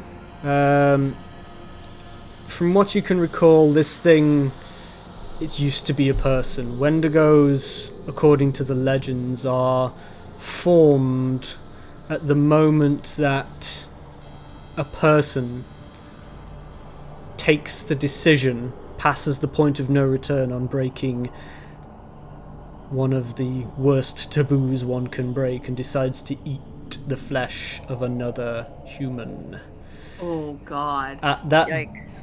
At that critical moment, the curse takes hold and they transform into this twisted beast of insatiable hunger, forever prowling for flesh, and can quite easily pass on the curse to their victims. Oh my god! So that's what you saved against! Yup. I don't like these creatures. Like, speaking as Aisling, but also as Darby. These things give me the heebie-jeebies. Yeah. At this point, it becomes very clear what those 4 shallow holes were and what did the digging. Oh, yeah. What's All in wrong? character. Aisling, are you okay? I, maybe know what this creature is, and it's not great. It is formed from a person choosing to eat other people, and then is cursed into this form forever and ever, and, passes on that curse. So those 4 holes we saw were probably people holes that, this used to be person ate. Well, we'll murmur a prayer to Alona. And just be like, oh, okay, gross. On learning this piece of information, Nerol, you think back to remembering how easy it would be for this pass to close with snow, and how it could maroon people here for a very long time indeed. Oh. Desperation. Hmm. Yeah. Oh boy. Well, I think somebody ate their family. I think. Kara will reach down and pick up her daggers and sheath both of them and say, well, now all of their spirits can pass on. Yeah, be at rest, whoever you are.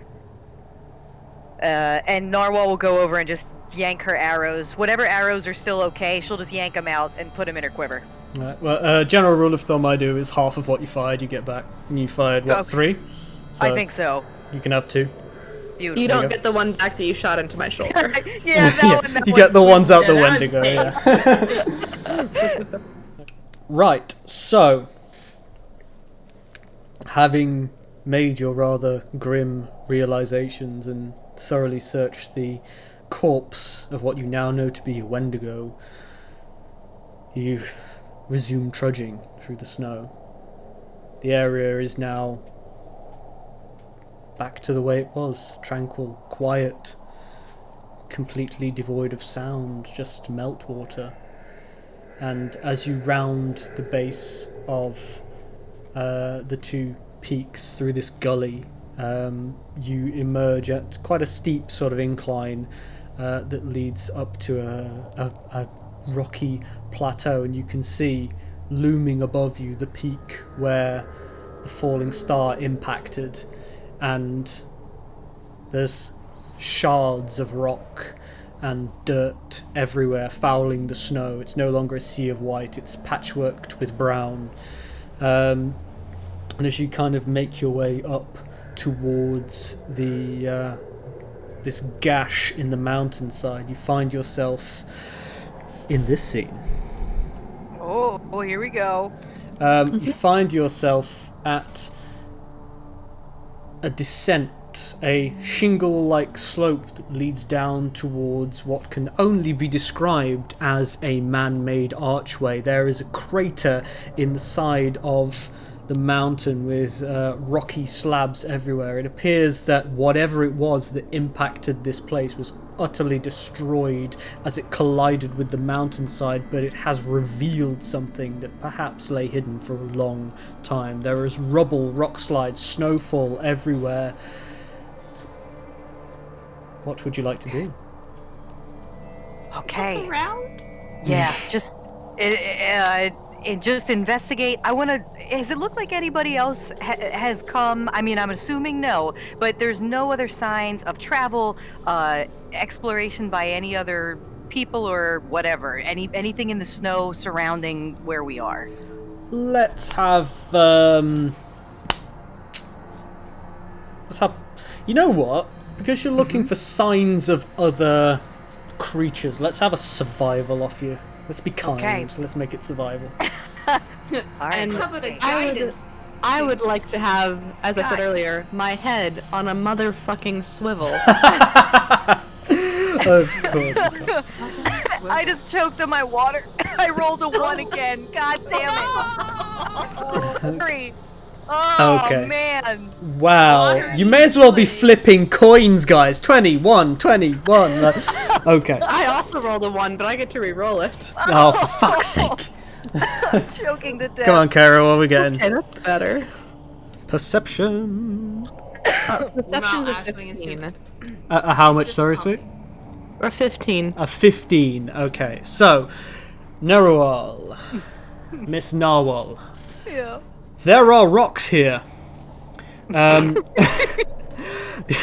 Beyond what I've already told you, the obvious story that's happened here is something heavy has impacted and it appears to have uncovered something else. But beyond that, the new snowfall, the disheveled rocks, like this whole section was obviously underground recently. Like you can't make head and tail of it. Kara, you don't think anything is here. You think you're the first ones to set foot here. You think that there is nothing around you, but then again you thought that right before a Wendigo attacked you, so what do you know? The archway, is it just like standing in the middle of nowhere, or is it looks like it's leading into the side of the hill? It leads into the side of the mountain. It's obviously been uncovered by this impact. There's two statues standing either side of it, one of which is crumbled. You can see that it basically enters straight into a rock face that was previously buried. What does the other statue look like? Okay, so there's two statues of hooded humanoid figures, one of which has been just smashed in half. The other one's kind of standing there with its head bowed, looking down, hands clasped almost devotionally. It's weathered, it's old. There's a lot of the detail is gone. It might be wearing something round its neck, but it's too eroded to tell what it was. The other one's just been smashed in half. Cult shit. I- I'll go take a closer look, shall I? Sure. These Yeah. rocks look heavy. Really rocking your world right there. They are. Just don't let those heavy rocks fall on you. That's all I know. Well, make my way stealthily Stealthily. over the tunnel and take a look in. Well, if you'd like to do it stealthily, then you better roll a stealth check for me. I will do that. Oh, it's a good thing I get a +8 to that number. Because that means that it is a 19. A 19, okay. So your slight form dips between rocks and into small lees in the carnage that has been wrought by this impact. Hiding from what, you're not sure. but just to be safe, you try and meld into the shadows as much as possible and stay in the overhang of the mountain. And soon you're up against the door. The door is made of stone. It is very, very heavy looking and partially cracked on the left-hand side from the impact of whatever uncovered this. Other than the broken statues and the door in front of you, you don't see anything particularly special. There is obviously man-made stone walling around this, but it's mostly obscured by rocks and snow and dirt. Clearly this is part of a larger complex, but it's impossible to gauge its size from where you are right now. If I go and press an eye up to the crack, is it like, can I see through the door? Does it create a little peephole? Let's find out. See how kind I am. Ooh, yeah, you can. So there is the most minute of slits. So let's have a perception check from you. All right. Oh yeah. That'll be a 17. A 17. With a 17, you kind of press yourself right up against the door and strain to see through. Do you get dark vision as a halfling? I don't think I do. I just thought I would give it a try. It's dark.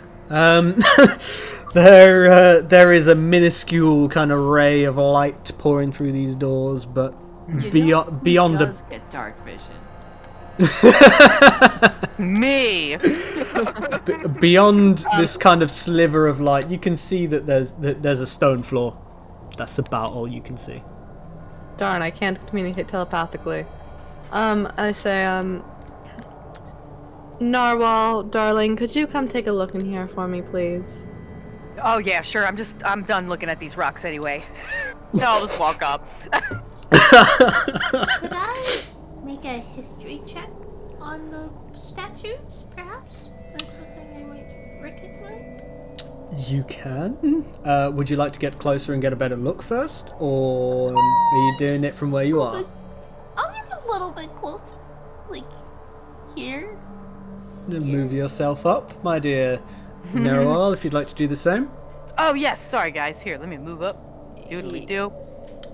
Doodly I will doodly move to doo. there. Okay. I'm coming on up. Right. So, Aisling kind of, she moves up a little bit cautiously, trepidatiously looking around. Noel's just kind of like, what? Yeah, of course. Just walks straight down through the snow. Crunch, crunch, crunch. So, let's do Noel first, because she's at the door. So, you go and have a little look through the crack. So let's have a perception check from you to see what you can see. I'm retiring the one that keeps rolling ones. Let's try this guy. Okay. Oh, that's not much better, you guys. But let's see. I think perception I have... Okay, so that's 9. So 10, 11. Not good. 11. Yeah. Stone floor. It appears to be medium to largish room. You can't really make out, like, there might be a vague shape on the back wall. You've got a really small field of vision, and you know it's dark. Aisling, you want to make a history check on these things, do you? I would like to do that, yes. Okay. I would like to be giving myself some guidance to do so. Okay. 10. 10.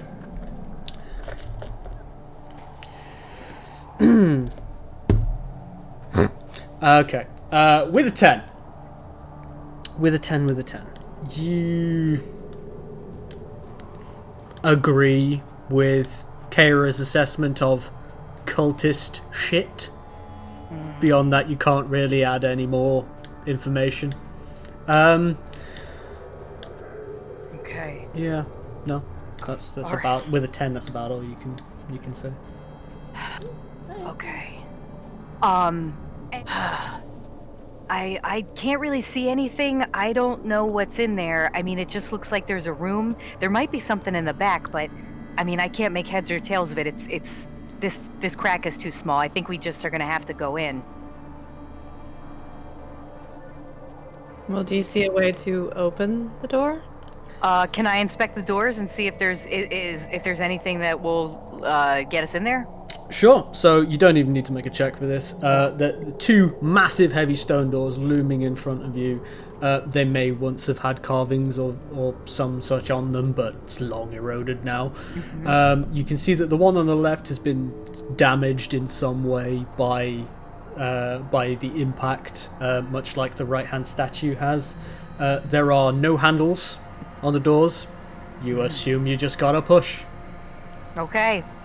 Now, I think we just have to go in, just push them open. Again, I don't know what's in here, if there's anything alive in here, but everybody just be ready to go, okay? Sounds good. All right.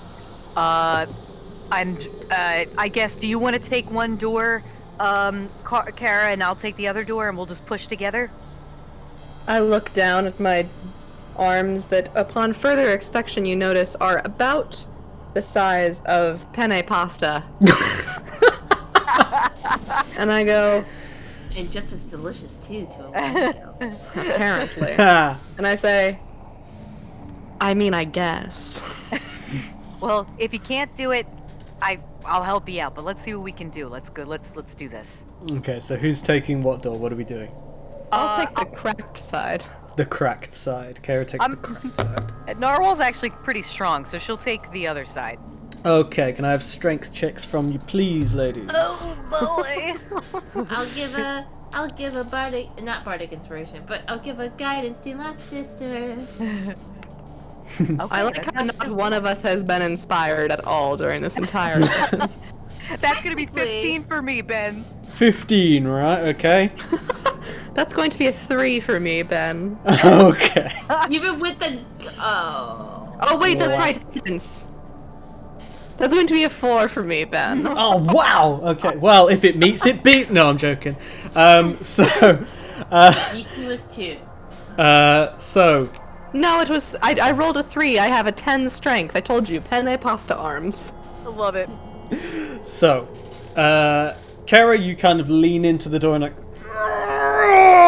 No way, not budging. Even the crack one's not budging. You kid yourself that the damage is what's keeping it shut. However, Neral manages to lean her way in, kind of get some leverage, and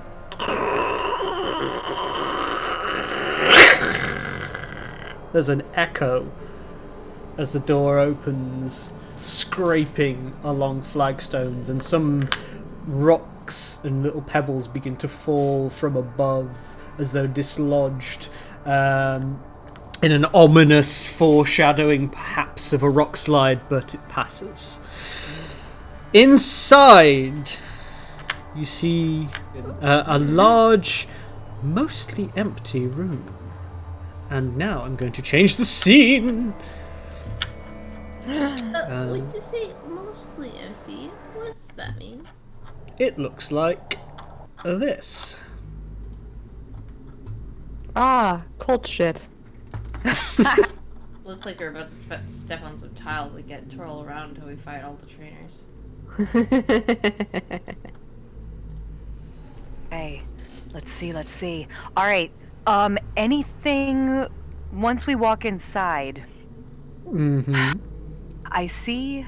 And are these all 5 feet blocks, Ben? Yes, yeah, we're on 5 Okay. foot, 5 foot unless I say otherwise. So, 25, okay, it's 60. Okay. You can see columns lining the room and strange bedraggled-looking tapestries on the walls, unlit braziers in the corner, and bits of cave-in and general detritus that appear to have fallen from the ceiling. There is a thick layer of dust on the floor, and the wind kind of whips some snow in behind you from the open door. Okay. The things to the right of us, I'm just moving my character just to point out what I'm looking at. These, like, are those doorways or are they coffins? Tapestries. Tapestries Oh, on the tapestries. walls. Okay. You can, with the light that's coming in, you can all see the room fairly well from where you are. Okay. So the tapestries that you can see that are hanging on the walls, you can see that they are purple in colour and bear what appears to be a stylized shooting star motif. At the far end of the room, you can see where I've got this grave coffin-like edifice. You can see a altar of some description. This is obviously some sort of devotional space. Okay. There are no visible exits from this room. Okay. And Fun. this is... Oh, go ahead. No, just making a snarky comment about how this is fun and everything's fine. Just go on this little adventure. Fine, everything's fine. We're gonna be okay, don't worry. And we don't recognize the shooting star insignia as anything we've ever seen before, any religious group or sect or nothing like that. Anyone who wishes to can make either a history or religion check. I don't think I have either of those. That is not my area of expertise, but sister dear, Mm-hmm. stories are kind of your thing. Yes. I mean, I recognize them in the fact that there were shooting stars last night, and now there is this uncovered tomb in which there are shooting stars, which makes me uneasy. Yeah. This is definitely weird timing. I'm unfamiliar with what these are. I know some faiths through the realms, but I don't know what this could be. Narwhal will move in and go a little closer, being as quiet as she can, but she's gonna move up maybe like 5, 10, 15, 20, 25, 30. She just wants to get a little closer to see this tomb that is at the end.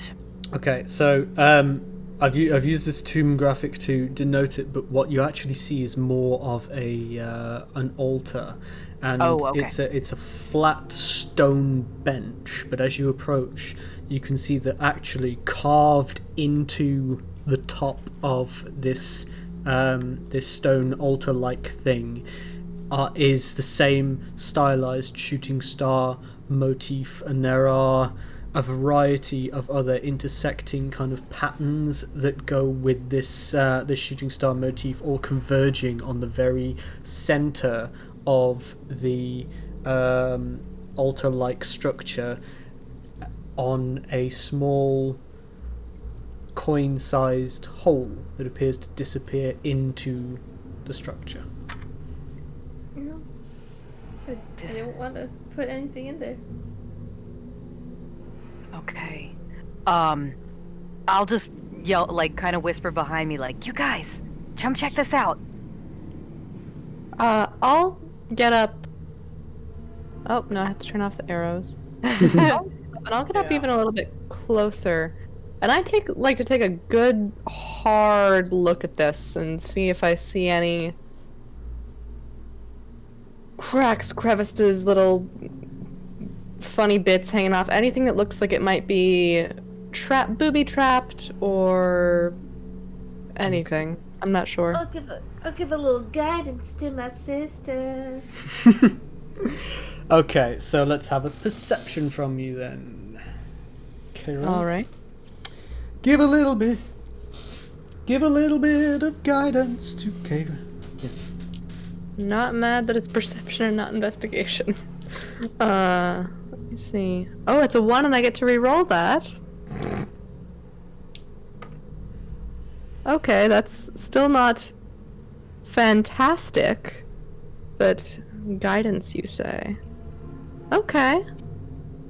That's a dirty 20. Nice. Okay.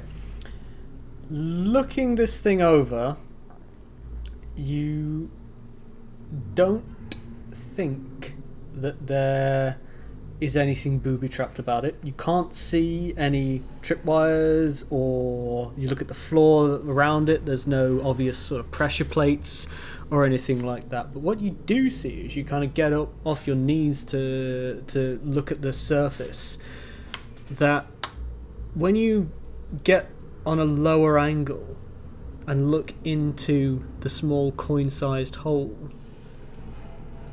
There's something in there that looks like it might be some form of trigger or piece of mechanical stuff. There's something metallic in there.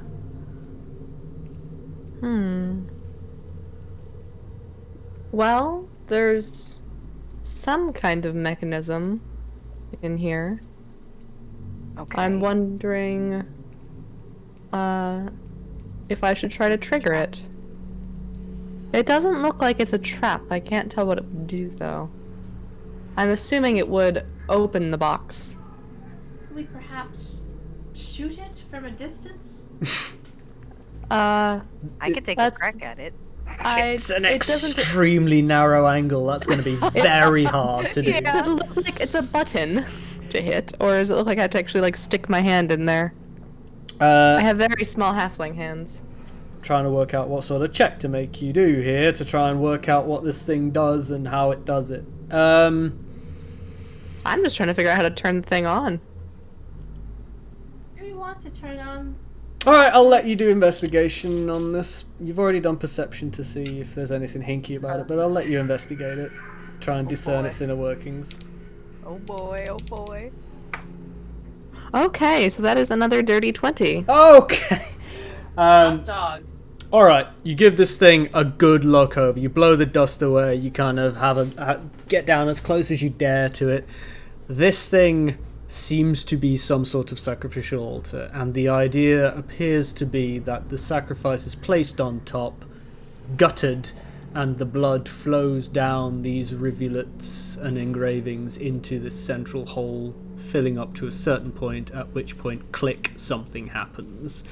You reckon that if you stick an arrow in there, or a dagger, or something small, you might be able to finagle it with some sort of check, but... Here, Kara, I'll pull an arrow out and hand it to her. All At right. least it's better than sticking your actual finger down there. That I would agree with. I'll try with the arrow, but I've also got thieves' tools, whichever one I feel like would be better looking at this. I'm not Thieves' sure. tools will be better for this. Nice. Okay, I'll go ahead and say, thank you, Narwhal, and I'll put it in my pocket, and I'll pull out my thieves' tools. Okay. You never know when you might need an arrow. Okay, with thieves' tools, this is going to be that's going to affect the DC because you'll have the requisite tools to examine the mechanism and, if necessary, kind of move any spring-loaded bits or what have you to get it to do what you want. So let's have a sleight of hand check from you to try and trigger this thing without pouring blood down it. You can do it. Excellent. Sleight of hand. Okay, that's a... Oh, what number is that, actually? Oh, it's cocked. Hold on. Okay, that is an 18.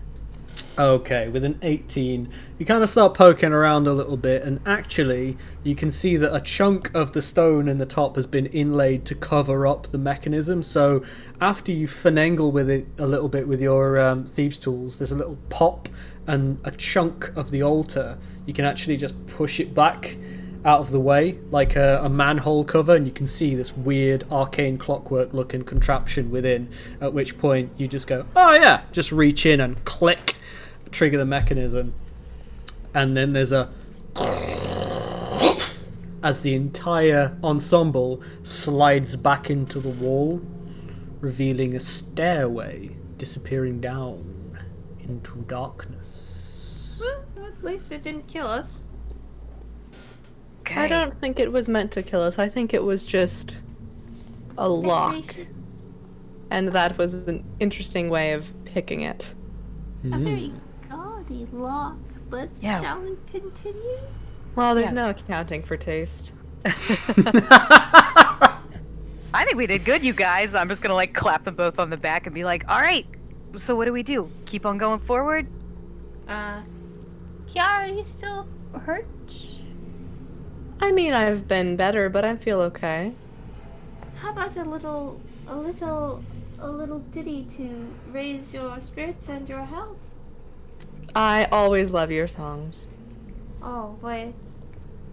I will sing a little song. I don't believe that anybody heals the way I do about you now. And I will cast Healing Word at first level on my sister. Lovely, lovely. Roll your d4. Whoop! My lovely, lovely sister, who I dearly care about, you heal 5 hit points because I Ooh. rolled a 1. Still though, 5. Good. It's not That- bad, yeah. I am almost up back to full. Thank you, Hey. sister. I feel much better. I mean, right. Okay. Okay. Very good. So, there is a stairway leading down. It doesn't appear to go down too far. It's fairly steep, but it only goes down sort of about 20 feet before it plateaus into a corridor. It appears that this altar-like contraption is designed as some sort of devotional mechanism, either to make visitors bring an offering or make an offering themselves, and you have managed to circumvent it so you can pat yourselves on the back. So, you should make your way, I assume you're heading down the stairs? Mm-hmm. In which case... new scene! map? New scene, new scene, new scene. Yeah.